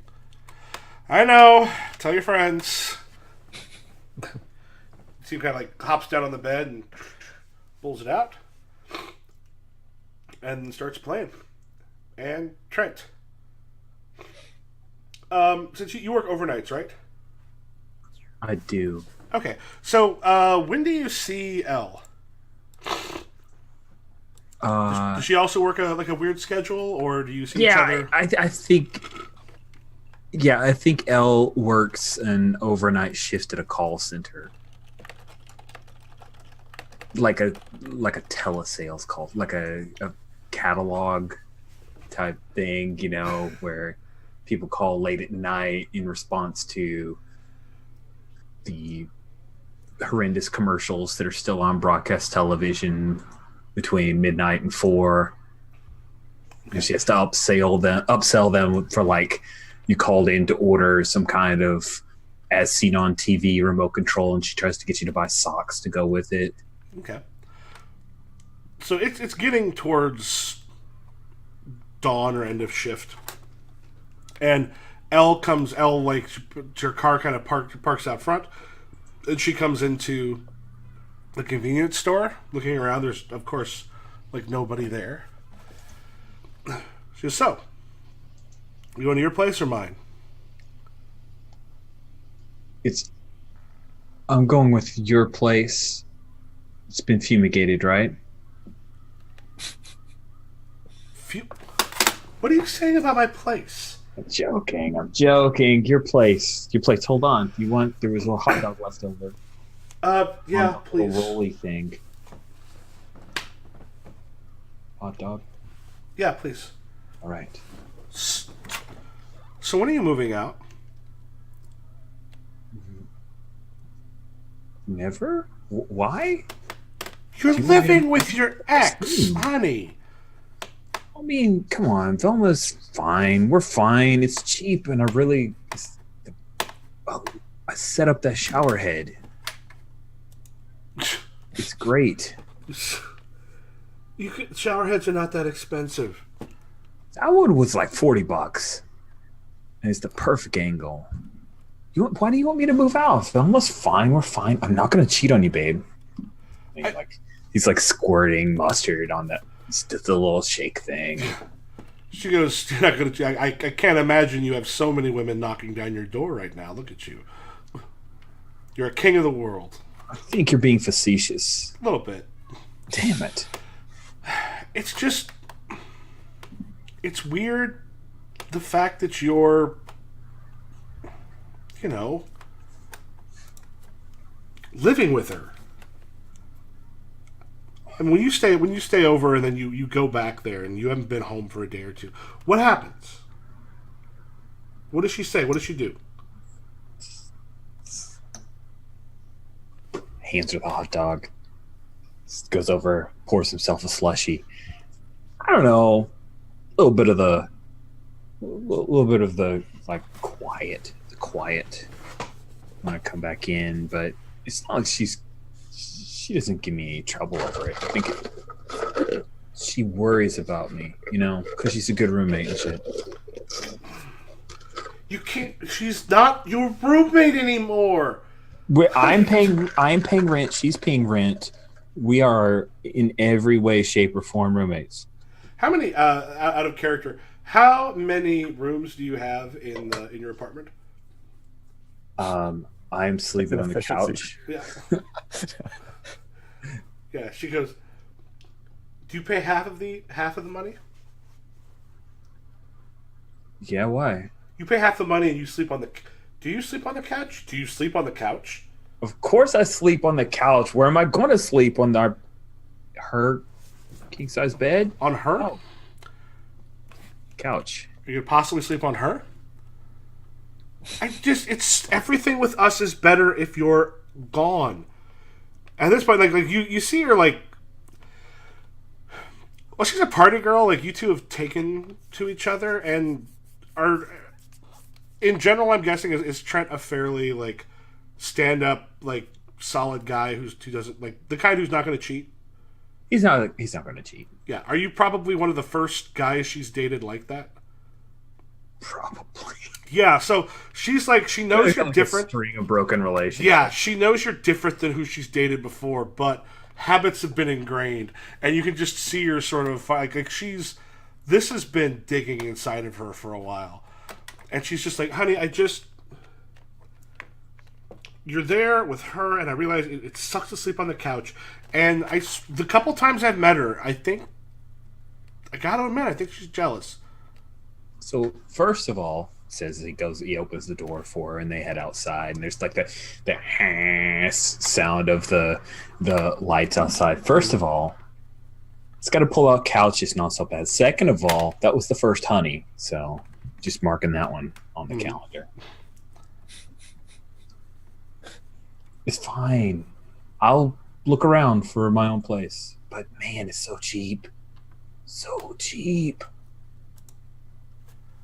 I know a guy. Like, I imagine she drove, and I think he like Ubers, so he gets in on the passenger side. I know a guy who actually lives in an apartment on top of a storage unit.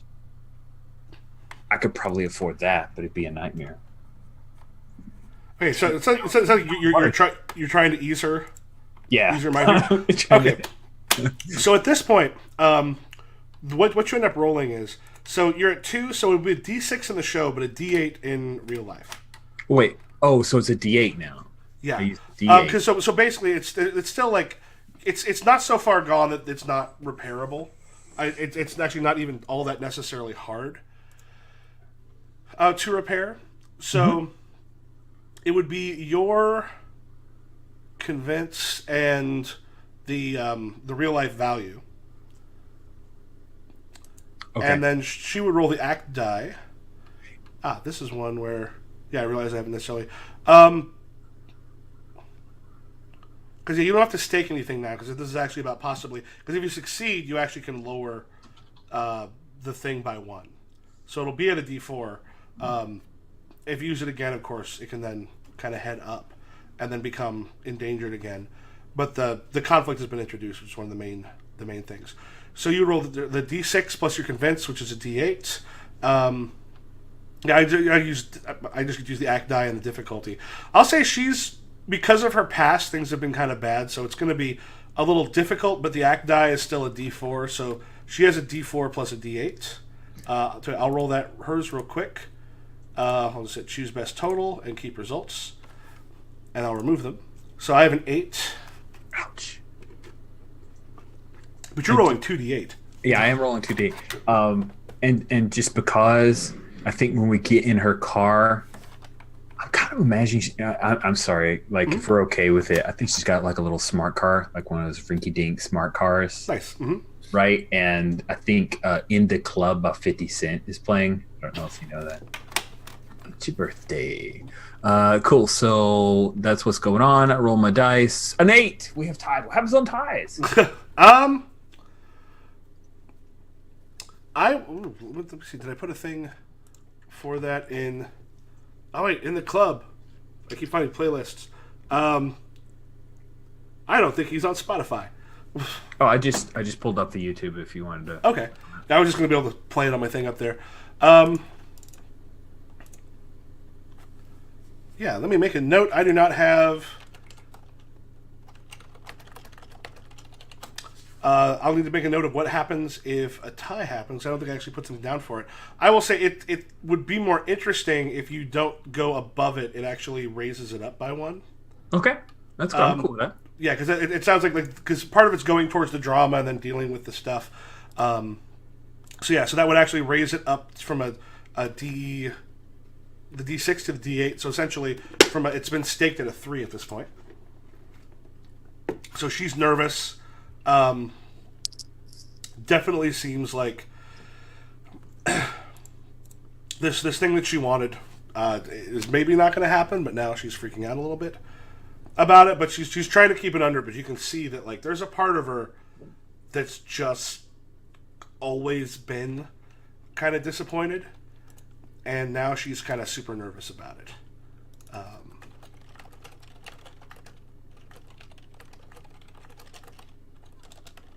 Yeah, but she's like, would it be a nightmare if you ended up living above a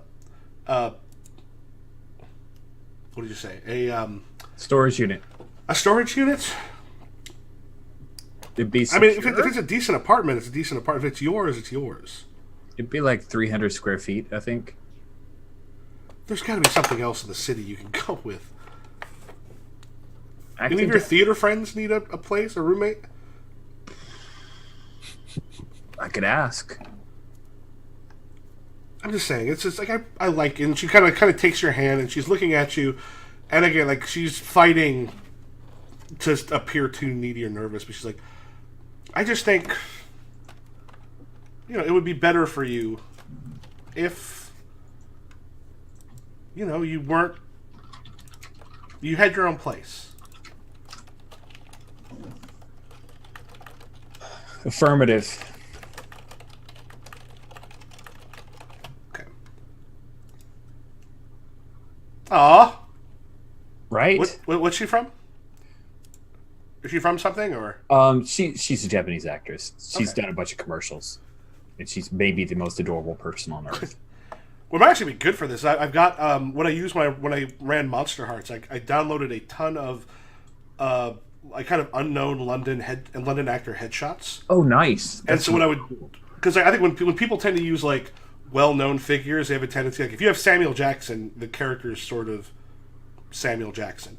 But if you just have a face that you don't know, it's kind of easy to look at them and go, who does this person seem to be? And so whenever we had a new character in Monster Hearts, we'd pull from either the male, female, or adult deck. And then that'd be the headshot of the person. Yeah, I do. Like, sometimes I'll specifically stunt cast in games, but that's mostly so I can do a bad impression of that person. Yeah. So just watch out for my Wallace Shawn. That's all I'm going to say.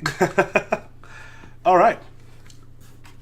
And the two of you head back to her place. And at this point, there is the not being sure what's going to end up happening when you end up having to stop by home again. Which takes us into Act 2 of the show. So it's not like we want to do like the little vignettes at basically like how these jobs and such don't work. Right. All right. So he's sitting there at Bouvet's kind of throwing stuff, getting some tacos and such. It's like, all right, you got any experience with Bonnie? Oh, right. Sorry, I've got to. Oh, sorry. It's interesting to like going back and forth. No, not per se. But I do love a good taco, so that's got to count for something, right? Okay, so he kind of takes a step back and goes, all right, you know what's in a taco? I mean, lots of different stuff. Whatever the customer wants. The customer's always right. Yeah, we don't always ask the customers everything that they want. Usually they ask for a taco, and if they don't tell you anything different, you just make them a fucking taco. Okay. Interesting business model. Interesting business model. Where do you go to that you have to tell them everything you want in a taco? Like you go to a place, I want a taco. If you don't tell them anything specific, they just give you a taco. Yeah, I mean, look, we frequent different taquerias, evidently, but that's okay. I'm here to learn from you because I am open to new and exciting experiences in my life. Okay, I'm gonna be a customer. And he kind of comes up around the thing, goes, "Hello, I would like 3 tacos." Sure, no problem. What would you like in those? I'd like a taco. Oh, sorry, that feels like a good lights out. But I don't know if you want to keep going. Oh, that's good. That's good. That sort of feels like a good like lights drop. Absolutely. I think that'd be fun here if it comes back up. Is Bonnie's spouse male or female? Like what name or whatever for Bonnie's spouse? Bonnie's spouse. Okay. Terry. Don't have Pat. Sorry. God, have you seen the patch stuff recently? That did not age well. No. Oh, yeah. Oh no, my I bet God. it doesn't. Comedy is a hard thing to go back to because some of those things, 80s comedies are rough. Yeah. Even Ghostbusters is like, oh, ouch.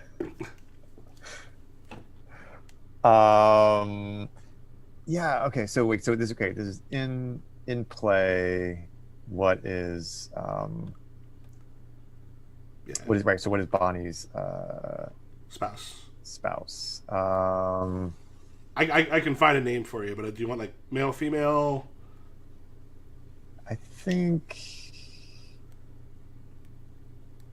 Why don't we go? What makes sense in the context of a? She's a death insurance adjuster. Death claim insurance adjuster. Whatever. Yeah. Like what? Let's go. Let's go female. Sure. Okay. Okay. Female Germanic. You have Maneth Zimmer. Oh my god. Played by Wendy, the same person who played the barista. Nathan. There is a knock at your office door, a very, very strong one, and you hear your secretary is like, Miss, I think he's got a call. I don't care. It's open. Manny throws the door open. She walks, she like storms in. She's working a taco truck, Nathan. Right. Yeah, she talked to you about that. That's great, right? A taco? You suggested a taco truck? She was pretty heartbroken about losing her job, and I wanted her to have something to fall back on so she could keep working rather than dwelling on it. You know how Bonnie is. She sat at home. She would be like watching. I can't say Oprah. Ellen? Watching Ellen all day. Wait, Oprah's got her own network. Yeah, so maybe Oprah. I haven't watched Ellen in a while. Nathan! This is about Bonnie! Right. It's an easy job. It's not even a thing where she's got to stay there too long. You know, it's just a thing. She's made really good money, and now she's going to be working at a taco truck. She's wanted to do so many things. Do you know what going to a taco truck is going to do with her? Why on earth was that your first suggestion? Well, Bevo needed somebody, and so it's kind of somebody. That's great. You know. Plus, she only has to work from like 8 until 2. It's food truck, right? So she can go off and do other stuff that she wants, hit the beach, go catch a movie. It's kind of a perfect job. I mean, I wish I could make enough money doing that. I would definitely leave the firm. Nathan, have you seen the size of the house that we bought together? Listen, I don't think you need to worry so much about that since you two aren't exactly. Yeah, I hear you. It's a good thing. Excuse me? No, it's assumptive. Sorry. Oof. Nathan, you better talk right now, or I swear to God, I will come across this desk and rip your throat. We're not exactly what? I mean, maybe you could pick up a second job. I know some people. 1, 2, 3. Is it Sesame Street now? What's going on? If I reach 5, we're going to have some troubles. We're not what?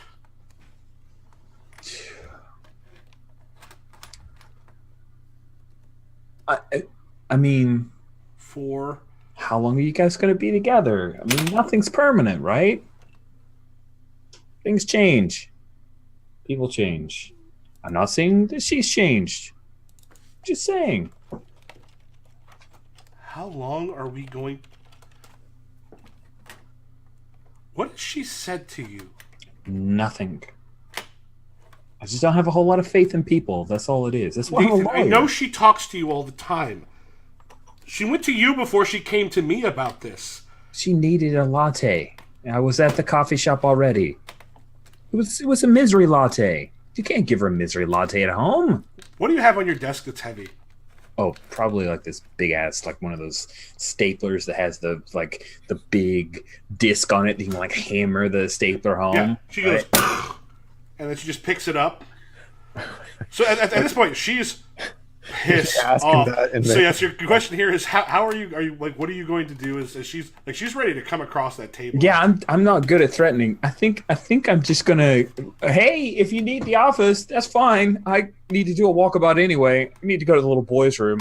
I'm gonna try to get out. So it sounds like you're almost basically rejecting her going towards violence. I'm rejecting her anger and trying to avoid the conflict. Okay, so this is act die here is a D6. Okay. I'm going to say, you brought up the fact that they're not going to last very long. She is pissed. So this is going to be a difficult, so it's going to be a D8 and a D6. Okay. That Annette and Bonnie might not be together long. I need to risk a relationship. Yep. Okay. Excuse me. I think I'm okay to lose this because I don't want to hurt Velma too bad. So I'm going to start off with Velma. By the way, I just love that the name Velma has been around for a long ass time. I haven't met many Velmas in my life, but you would imagine as cool as Velma is, why wouldn't you name your kid Velma? Yeah. I don't get that. Someone like it'd be weird because a lot of people had a weird, like, down low attraction to Velma from Scooby Doo as kids. Mm-hmm. Right? It's like, yeah, you were all. Oh my God, what's the other one's name? Velma Daphne. and Daphne. Like, yeah, all about Daphne. That might be where my redhead thing came from.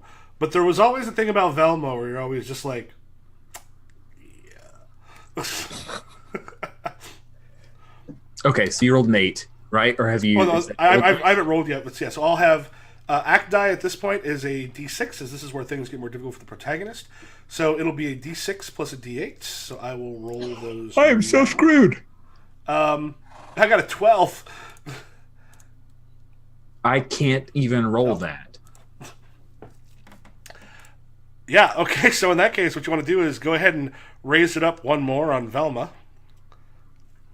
So, I'm sorry, I just want to ask a question about the die roller itself. So you've got these two dice here, you've got the 4 and the 8. Yes. I've just selected those two dice to move them forward. Can I roll just those dice? What I'll do this is I'll grab those two and I'll just hit remove check dice. But that's how it works? Like, there's no way to just roll those two? Yeah, you can actually hit roll check dice. The thing is, I hit, like, keep results, and so the 12 showed up at the bottom. So if I check those, then I can roll check dice. Mm-hmm. Okay. I just wanted to see how it goes. So, all right. 7 in that.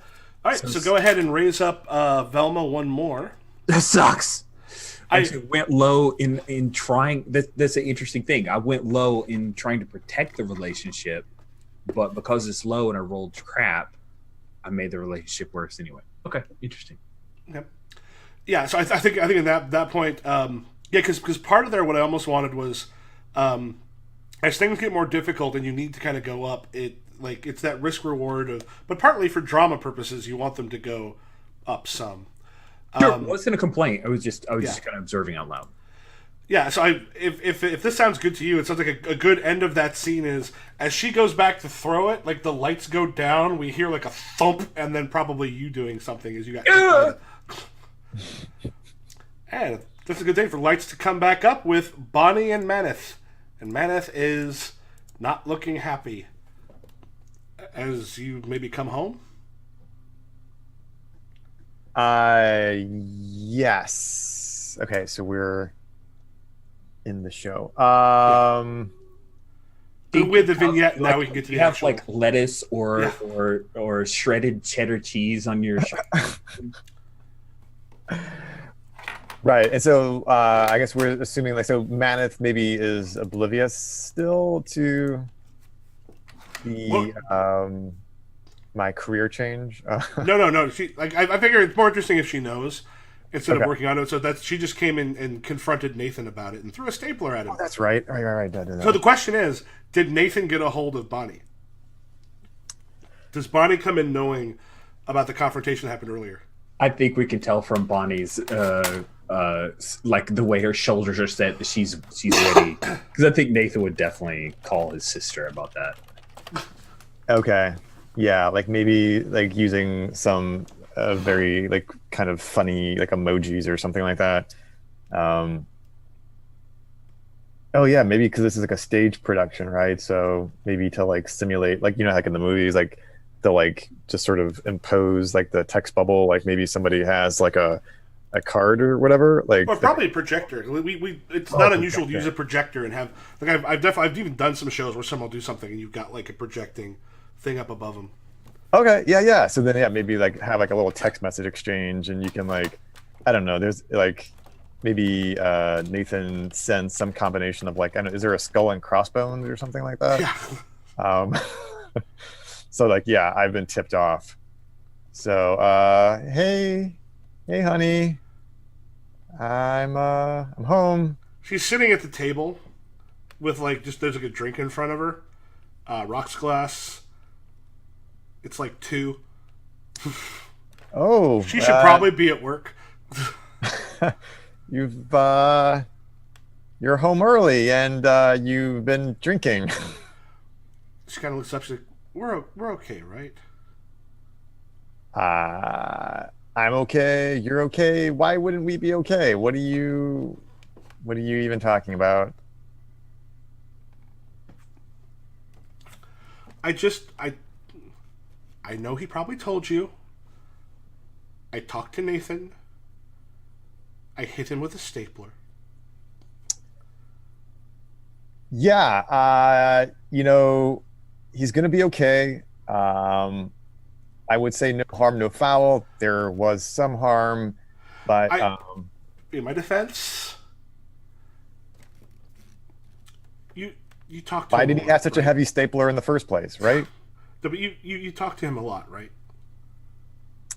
Yeah. I mean, he's like my best bud. Yeah, I know, and I love the fact that you're that close with your brother. It's not what I'm used to in my family, but it's great, and I love it. But he doesn't think we're gonna be together for very long.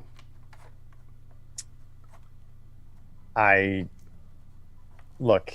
That's he's he's an attorney, so he's like trained to think about worst case scenarios, and I mean that doesn't mean that that's what's going to happen. All right, let's make a roll to see if that works for her, because yeah, he definitely made her worried. Sure, I guess am I convincing or connecting? I'm not. Well, the question there is, do you believe it?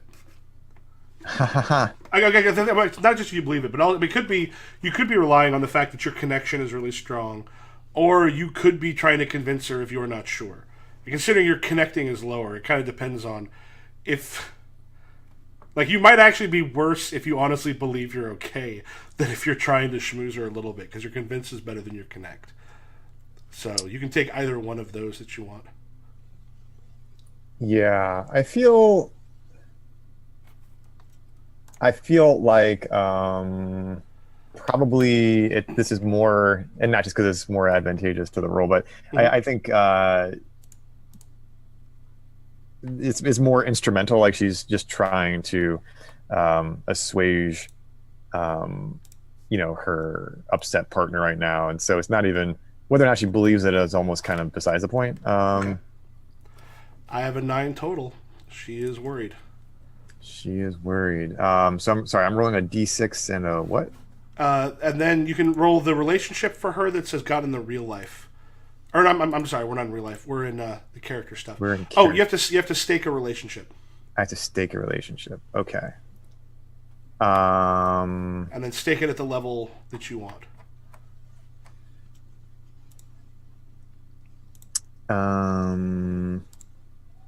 Why don't we do? I feel like we have to bring in the estranged husband at some point. So why don't we do estranged husband and introduce conflict set so at 2. Okay. So you have a D6 for him. And so I should fill that in with a yellow, I guess. Is that how? or whatever. Yeah, that's Okay. fine. Like Rich has done like yellow, and then as it gets worse, red. Deeper shade of red, Yeah. if necessary. Okay, so I'm rolling a d6 and a d6, I think. Boom. Yeah, you have a D6 for your. Oh. Yep, 2D6. Okay, roll all dice, and I got a 9. So did I tie or I beat you? I won. That's a tie Oh no! in this case. And what we used last time, if the defender sort of the NPC sort of wins the ties to make it more interesting, that's going to take your stakes from a 2 to a you're going to stake it from a 2 to a 3 on Evasio. Okay, so I make that red. Okay. And then Maneth just sort of what is it you want to do? I mean, I know insurance adjuster is not your dream job. What do you want to do? Well, that's the whole thing. Like, I've been adjusting for so long that I don't know anything else. And honestly, it's kind of a good thing that I got fired because, but for that, I would probably be doing that for the rest of my life. Like, just trying to sniff out homicides and suicides. Like, that's no way to live. And yeah, I know we've got financial pressure, but if you can't get behind me on this, then I don't know. That doesn't seem very supportive. Listen, and she kind of comes over and takes your hands and like almost leans in like forehead to forehead. She's like, I'm gonna be supportive. Like, I want you to be happier. Just look for something that'll make you happy. You smell like tacos. And now I'm hungry. I mean, I would be like anything but tacos would be fine by me. Okay. All right, and go to lights go out. That's good for end of Act 2. Trent, where do you run into Elle? Is this back at her place or is this someplace else? Do you mean Velma? Oh, I'm sorry. You had Elle last time. I was looking. I thought the red. I forgot you filled that one. Velma. Yeah. Where do you run into Velma? I think if it's not too obvious, he comes back in like late the next morning, or maybe like yeah. So he's probably spent the night with Elle, and then appears to be next day, and it's like afternoon. He comes in, drops his keys in the little bowl by the thing. I think that Thomas Dolby is playing. Okay. Keep up with Any particular Thomas Dolby? Blinding Me with Science, I think would be fun. Right? Am I? Didn't Thomas Dolby do that? I'm like questioning myself. Yep. Oh. That's the only Thomas Dolby song I think I'm aware that I know. I have a feeling he's one of those people that you actually know a bunch of stuff he's done. Yeah, he's done a bunch of stuff. But Blind Me with Science is the big one. Yeah, so that's this playing. Blind Me with Science. Yeah, again. Is Velma a scientist of some sort? I don't know. I mean, this is kind of a cheap apartment. I have a feeling she's got a job that has a future but isn't paying crap right yet. Okay. Kind of deal, paying her dues type deal. Velma's committed. Could be a grad student. Oh, grad student. There we go. Nailed it. For a grad student. Yeah, so as you come in, the blinded me with fire, boom, boom, dum, dum, and like you smell. There was a perfume that you really liked she used to wear. Oh yeah, that's cool. I think it's like one of Britney Spears' scents. Britney, bitch. Yes, that one. as you sort of come in, she is she's got she's at the table, got the books and such on there. Generally, this would usually be like sweatpants and like she's in the study. She's not dressed for clubbing, but she's dressed nicer than she should be at probably 3 o'clock in the afternoon or so. Hey, V. You look great.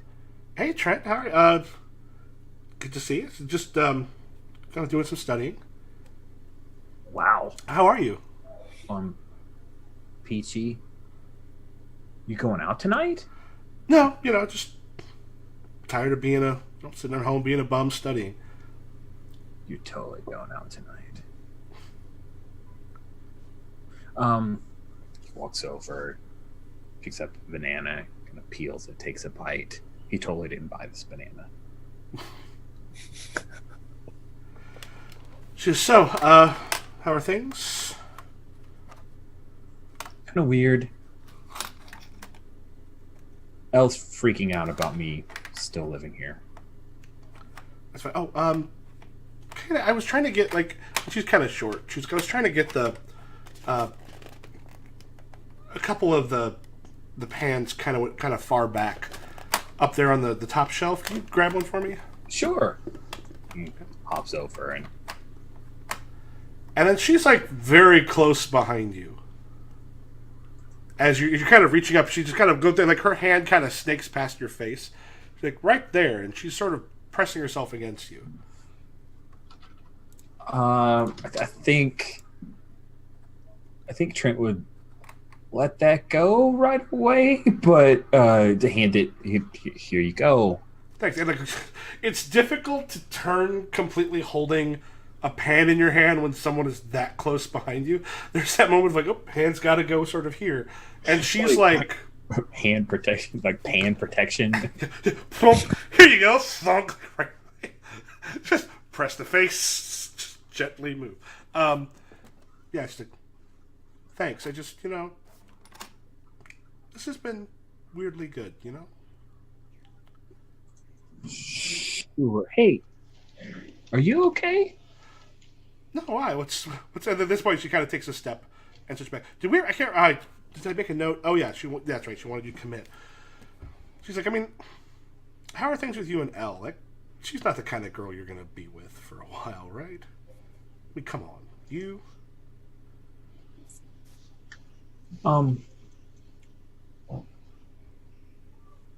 We're good. She's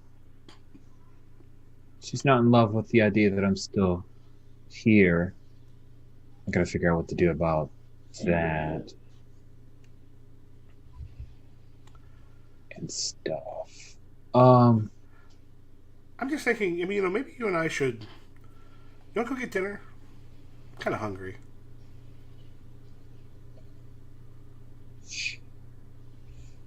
This isn't a date, though. No, of course not. Okay. Sure, let's get a bite to eat. Okay. You gonna take a shower first, or?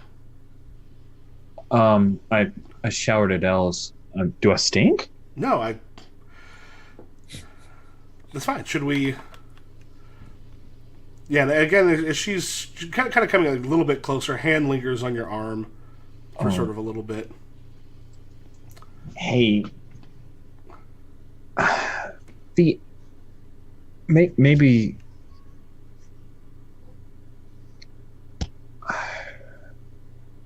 this isn't a great idea. I don't know. I'm getting a weird vibe. Okay, so you want to let her down easy.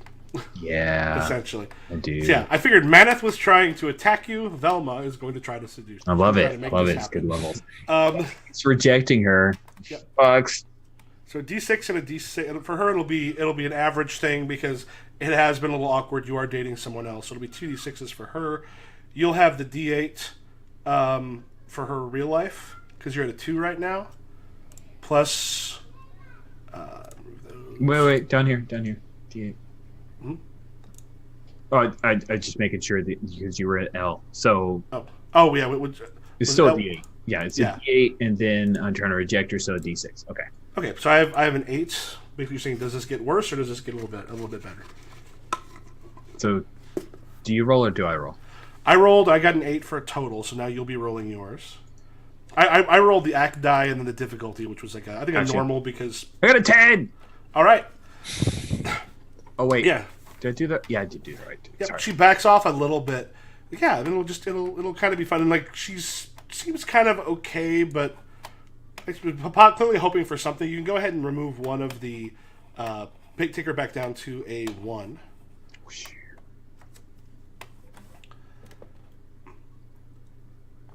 And then Martha. So, where do you see Evasio? Right.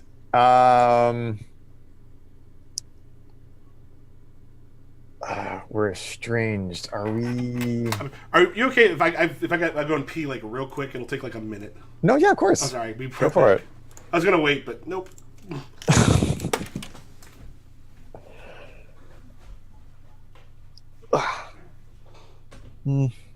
Maybe I'm gonna refill on water. Do it. Go. Yeah.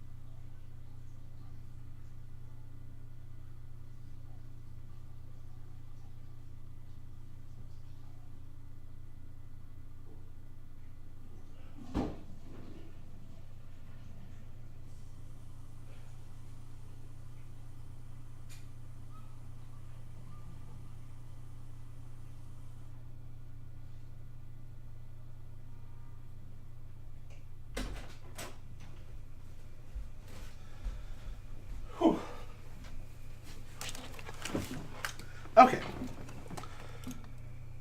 Oh, and thank you. Okay, so where do you run into Evasio? Right. The first thing that pops in my head is like just sort of like a meeting between us and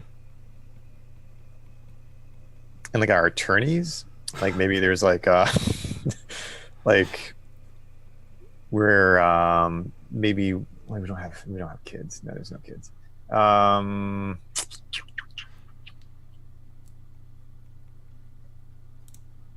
trying to think if that makes sense because we probably don't have any assets really. So what is there really to fight about?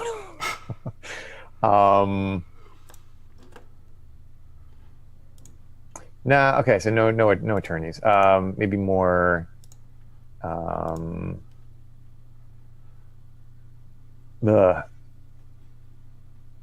could do another cafe. Like maybe we're meeting to talk about the relationship somewhere. It wouldn't be dinner. Okay. It wouldn't be dinner or would be? Would not, because that's Okay. too intimate. Or it could also be just like a random encounter, like we sort of like encounter each other like at a grocery store. I don't know. Anybody got any ideas? I almost like something. Would you two maybe get together for a drink to talk about stuff, or a little too intimate, or is it just like meeting up at a park? A park. We could do a park. Okay. Yeah, that's. What is your dog's name? Or what kind of dog do you two have? The kind of dog that we have. I imagine it's something. Is anybody a dog person? I actually don't know shit about dogs. I'm imagining a German big, Shepherd? Sure. Yeah. Okay. I like that. My friends have German Shepherd, who's awesome. Yeah, so the two of you meet out at sort of the dog park. Oh, dog park. That's nice. Yeah. Yeah, the German Shepherd's thrilled, like, just like jumping up and over. Call it Lexi.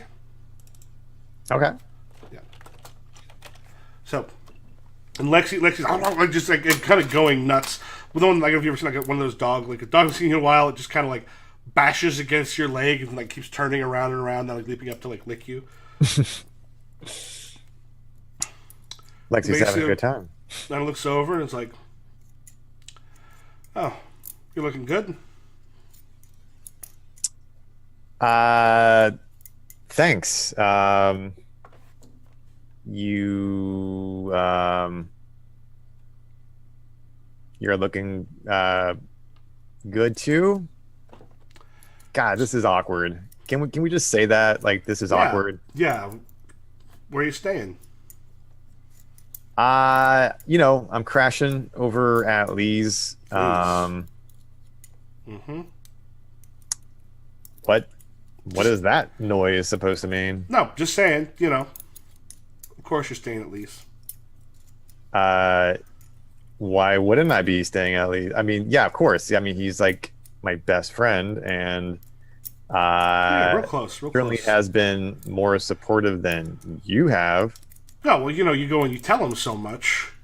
Of course, you two have all this time to get together and be close. I'm sure Lee's heartbroken. Are you seriously jealous over Lee? I mean, he's like Lexi. He's like this little, well, okay, in Lexi's case, not so little dog. He's just, excited about life.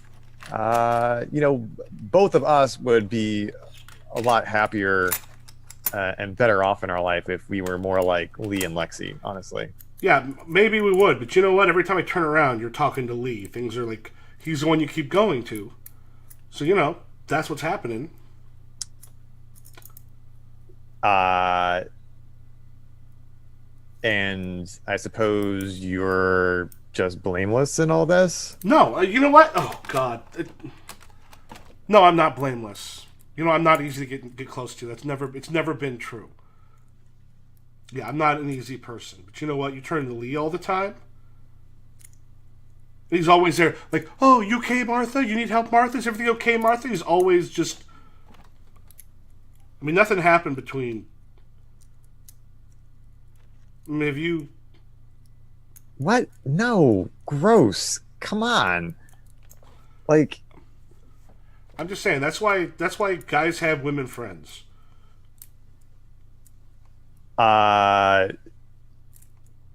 So... What are we gonna have, like the Harry Met Sally thing? Like, no, come on.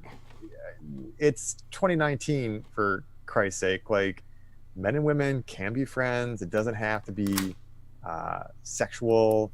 I mean, you probably would be better off if you had a couple of extra friends. I mean, I got friends. That's Dave and Joe and Martin.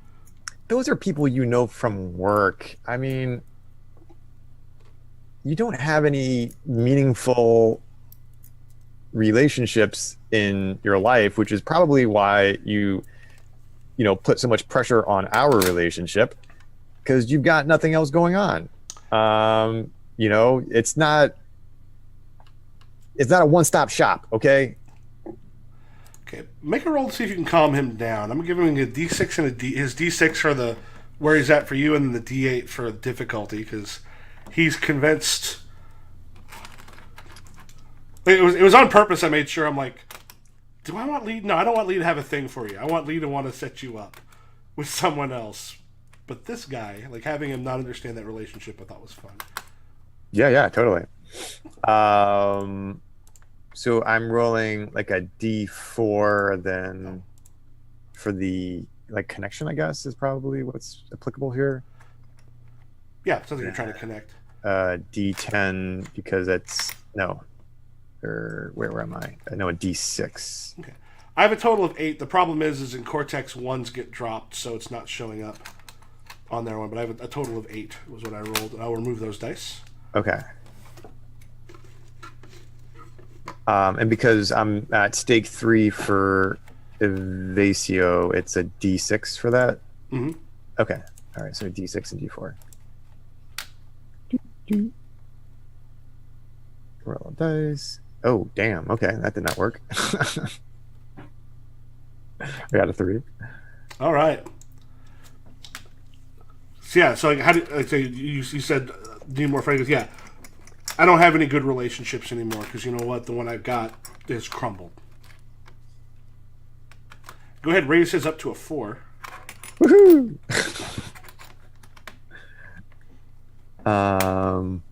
What's the cheapest shit of a friend we got here? Anyway.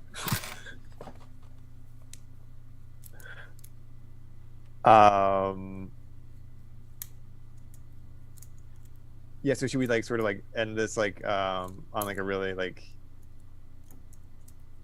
I mean, I could be like just kind of, I don't know,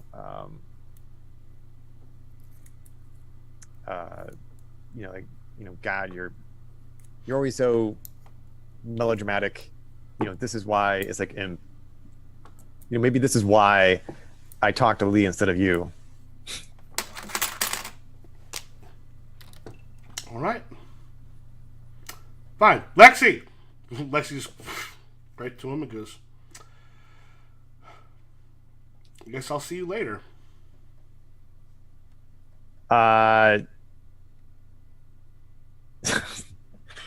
Yeah, I guess so. Okay. Kind of hands in the hoodie, and he just sort of heads off to the car. I Looking. think I punched something. All right. And that sounds, we're getting towards 8 o'clock.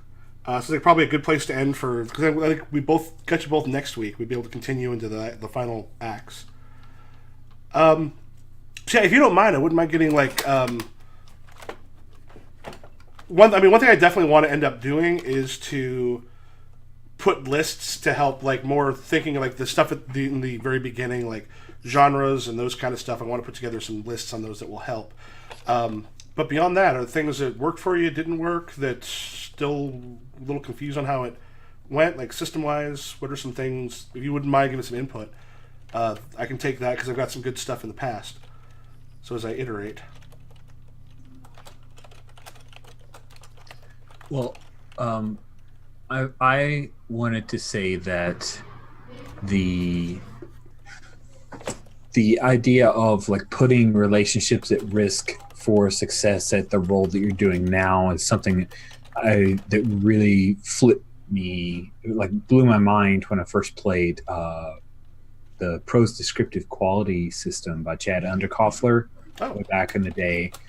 It was So I've not heard that one. Chad Underkoffler? Chad Underkoffler. It's Dead.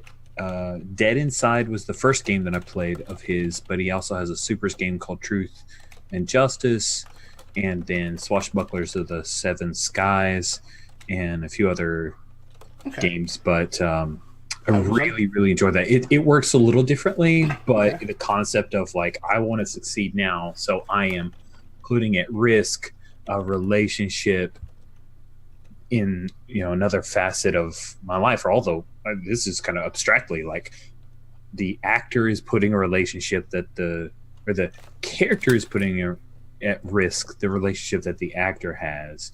It's trippy, but I'm starting to get it. But I really enjoy that. Like I like the idea of it because it gives me a little bit of control to cue next scene in real life. Like, ooh, I wanted to see Velma in a scene, so I'm going to put her at risk because then that's going to create a crisis. So it's nice because it allows me to, I'm in a milestone, but like signal, like that's where I want to go next. And it also allows a little bit of strategy too. Like this, I've really enjoyed that. I thought that was my favorite part of the game.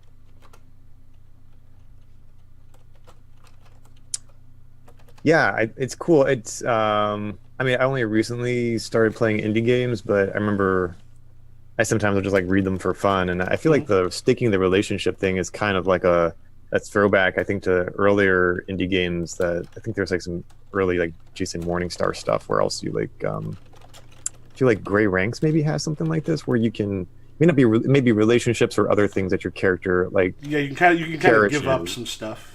God, Gray Ranks is on my list if I desperately want to do a 3-session thing at Gray Ranks to do the whole thing. I would definitely sign up for that. Although I don't know how you would work out the online.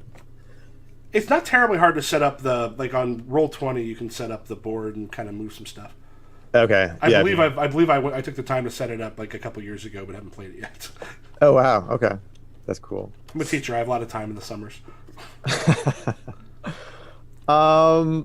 Yeah, so I dig that aspect too. I think what's challenging for me, I guess now in retrospect, I didn't think about this ahead of time, but because we're the play and our RL characters, they're all like inhabiting basically the same like contemporary world. Mm-hmm. I'm like constantly I'm having a hard time flipping back and forth, and maybe that's partly also because I'm tired or whatever. But I can see where it almost might be easier if the play felt. I mean, at least a suggestion possibly for some people. The play feels different enough from real life that you have that stronger split. I just want to say, Larry, like, I want to second what you said, because now I got to remember the characters in order to reset the scenario. But when Nathan made the offhand comment about maybe the relationship won't last to Maneth, that was actually Trent making offhand comment about Martha being separated. Like, I literally got confused, and it regenerated into some interesting plot, but like, I screwed up. I had a time or two like that as well, actually, because like the other times we did a like a gothic romance, and I don't remember the other one, but it wasn't contemporary. So yeah, that might be a thing to put in. Like this could. Yeah, I think we need to take it out of contemporary was maybe the thing that's making it the hardest. I'm not sure. Because it almost feels like I've tried to push the dark humor more in the show, but not to have the drama part humorless. But yeah, I can definitely there's definitely times where I had to remind myself which one I was in. Yeah. So that's a little bit of a challenge. I mean, I like the drama that we are generating. I think everybody's doing a really good job of it. I guess, and I don't know. We're mostly interacting through you. Like, you're sort of the hub, and we're like spokes or something. And I don't know whether or not that's by design or, I mean, do you envision like the players like more? Well, we did have a couple of. We had one scene. How many scenes did we have together, Rich? One. Yeah. So far one, but that would be one that would definitely probably come together. I do know in the previous two playtests, they both had one of their relationships was each other. Okay. So they did a thing where they actually were even able to have like real life scenes with each other. Yeah, we didn't think to do that. I think that should be encouraged. I think that's pretty cool. Right. Yep, that makes sense. Sorry, I'm babbling now. Rick, no worries. Other people can jump in. You definitely hit the nail on the head when you started off, Michael, saying that having some lists of stuff to help those of us who don't think in genre categories will be super helpful to kind of kickstart things. Shit, you may even want to put it on a table or a card draw system of like, looks like a tragic comedy because you got the 4 of clubs. I don't know. It really stuttered. I was worried that we were gonna like peter out. I was super nervous. I'm like, oh god, I'm so lost, and Larry's tired and I'm lost, and what are we gonna do? But we were covered, and that was pretty cool. So yeah, I think particularly like the last couple we did were more genre heavy, so it was easier to like gothic romance. Here are 1,500 things you can slot into that because that's how it goes. But yeah, if the what we choose is less specific, yeah, having a bunch of pre-made, like, here are things you can pull from, I think would probably help quite a bit. Oh, interesting. Yeah, I can see. Yeah, if it was more genre-y, I can see how that might make the player's job easier. Well, we enjoy challenges, right, Rich? We didn't know we were challenging ourselves. Right, we didn't know what we were doing.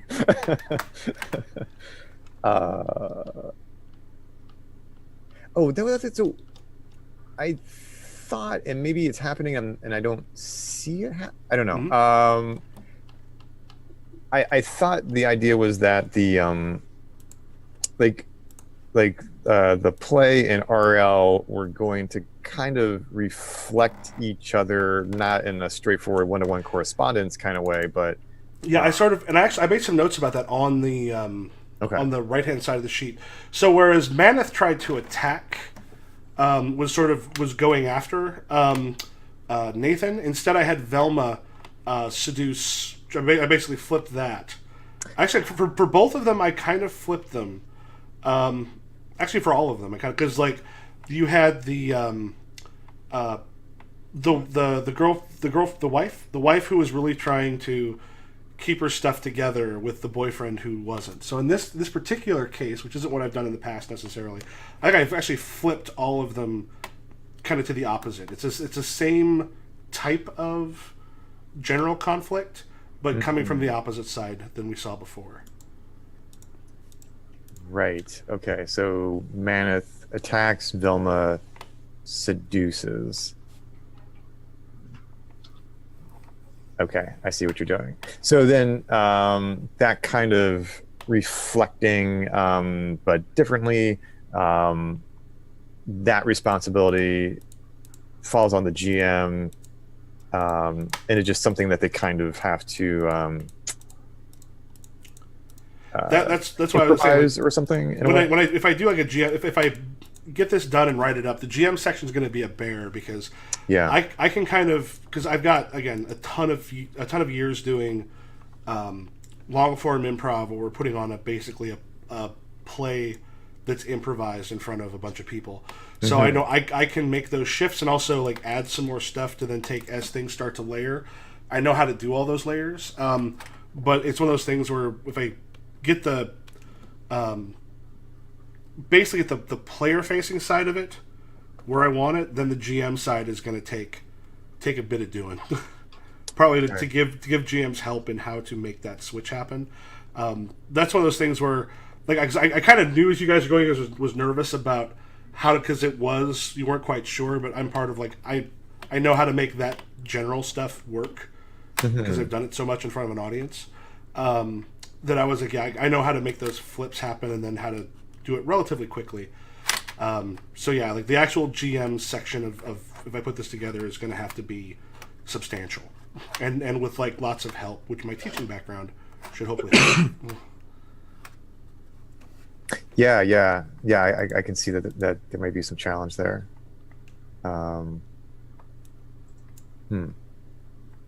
Okay. Yeah. That helps from, because I'm also curious about the system and how you're going about the design work. So yeah, the design on the GM side is mostly my improv experience, and then using the idea of flipping the stuff. There's a lot of things happening, but they haven't necessarily been consolidated. That at some point they said that's. But you said at least like the staking stuff seemed to work for you. I'm thinking about just removing the D10 on either side of those, and keeping the real life. That'll work. Yeah, it gave me a couple other things to kind of go back, take a look at. Ties in particular, I think generally are more interesting if they favor the NPC or the defender if it's two PCs, because that leads to more drama. So cool. Thank you very much. And then also for the feedback, I can kind of go through and when I take a look through and see what I want to do, and that those lists at some point, I will be putting together a whole bunch of stuff from that. Cool. I'm Cool. looking forward to playing some more. Sweet. Are you cool if I go ahead and if I ended up putting this up on YouTube and then give it to the Gauntlet Hangout, the Gauntlet Roundup? Sounds good to me. Sweet. All right, I had a lot of fun. Yeah, likewise. Thanks for running this. Yeah. No, thank you. Forward to it next week. Yep, See and you I'll guys. catch y'all later. Cool. Bye. Night. Night.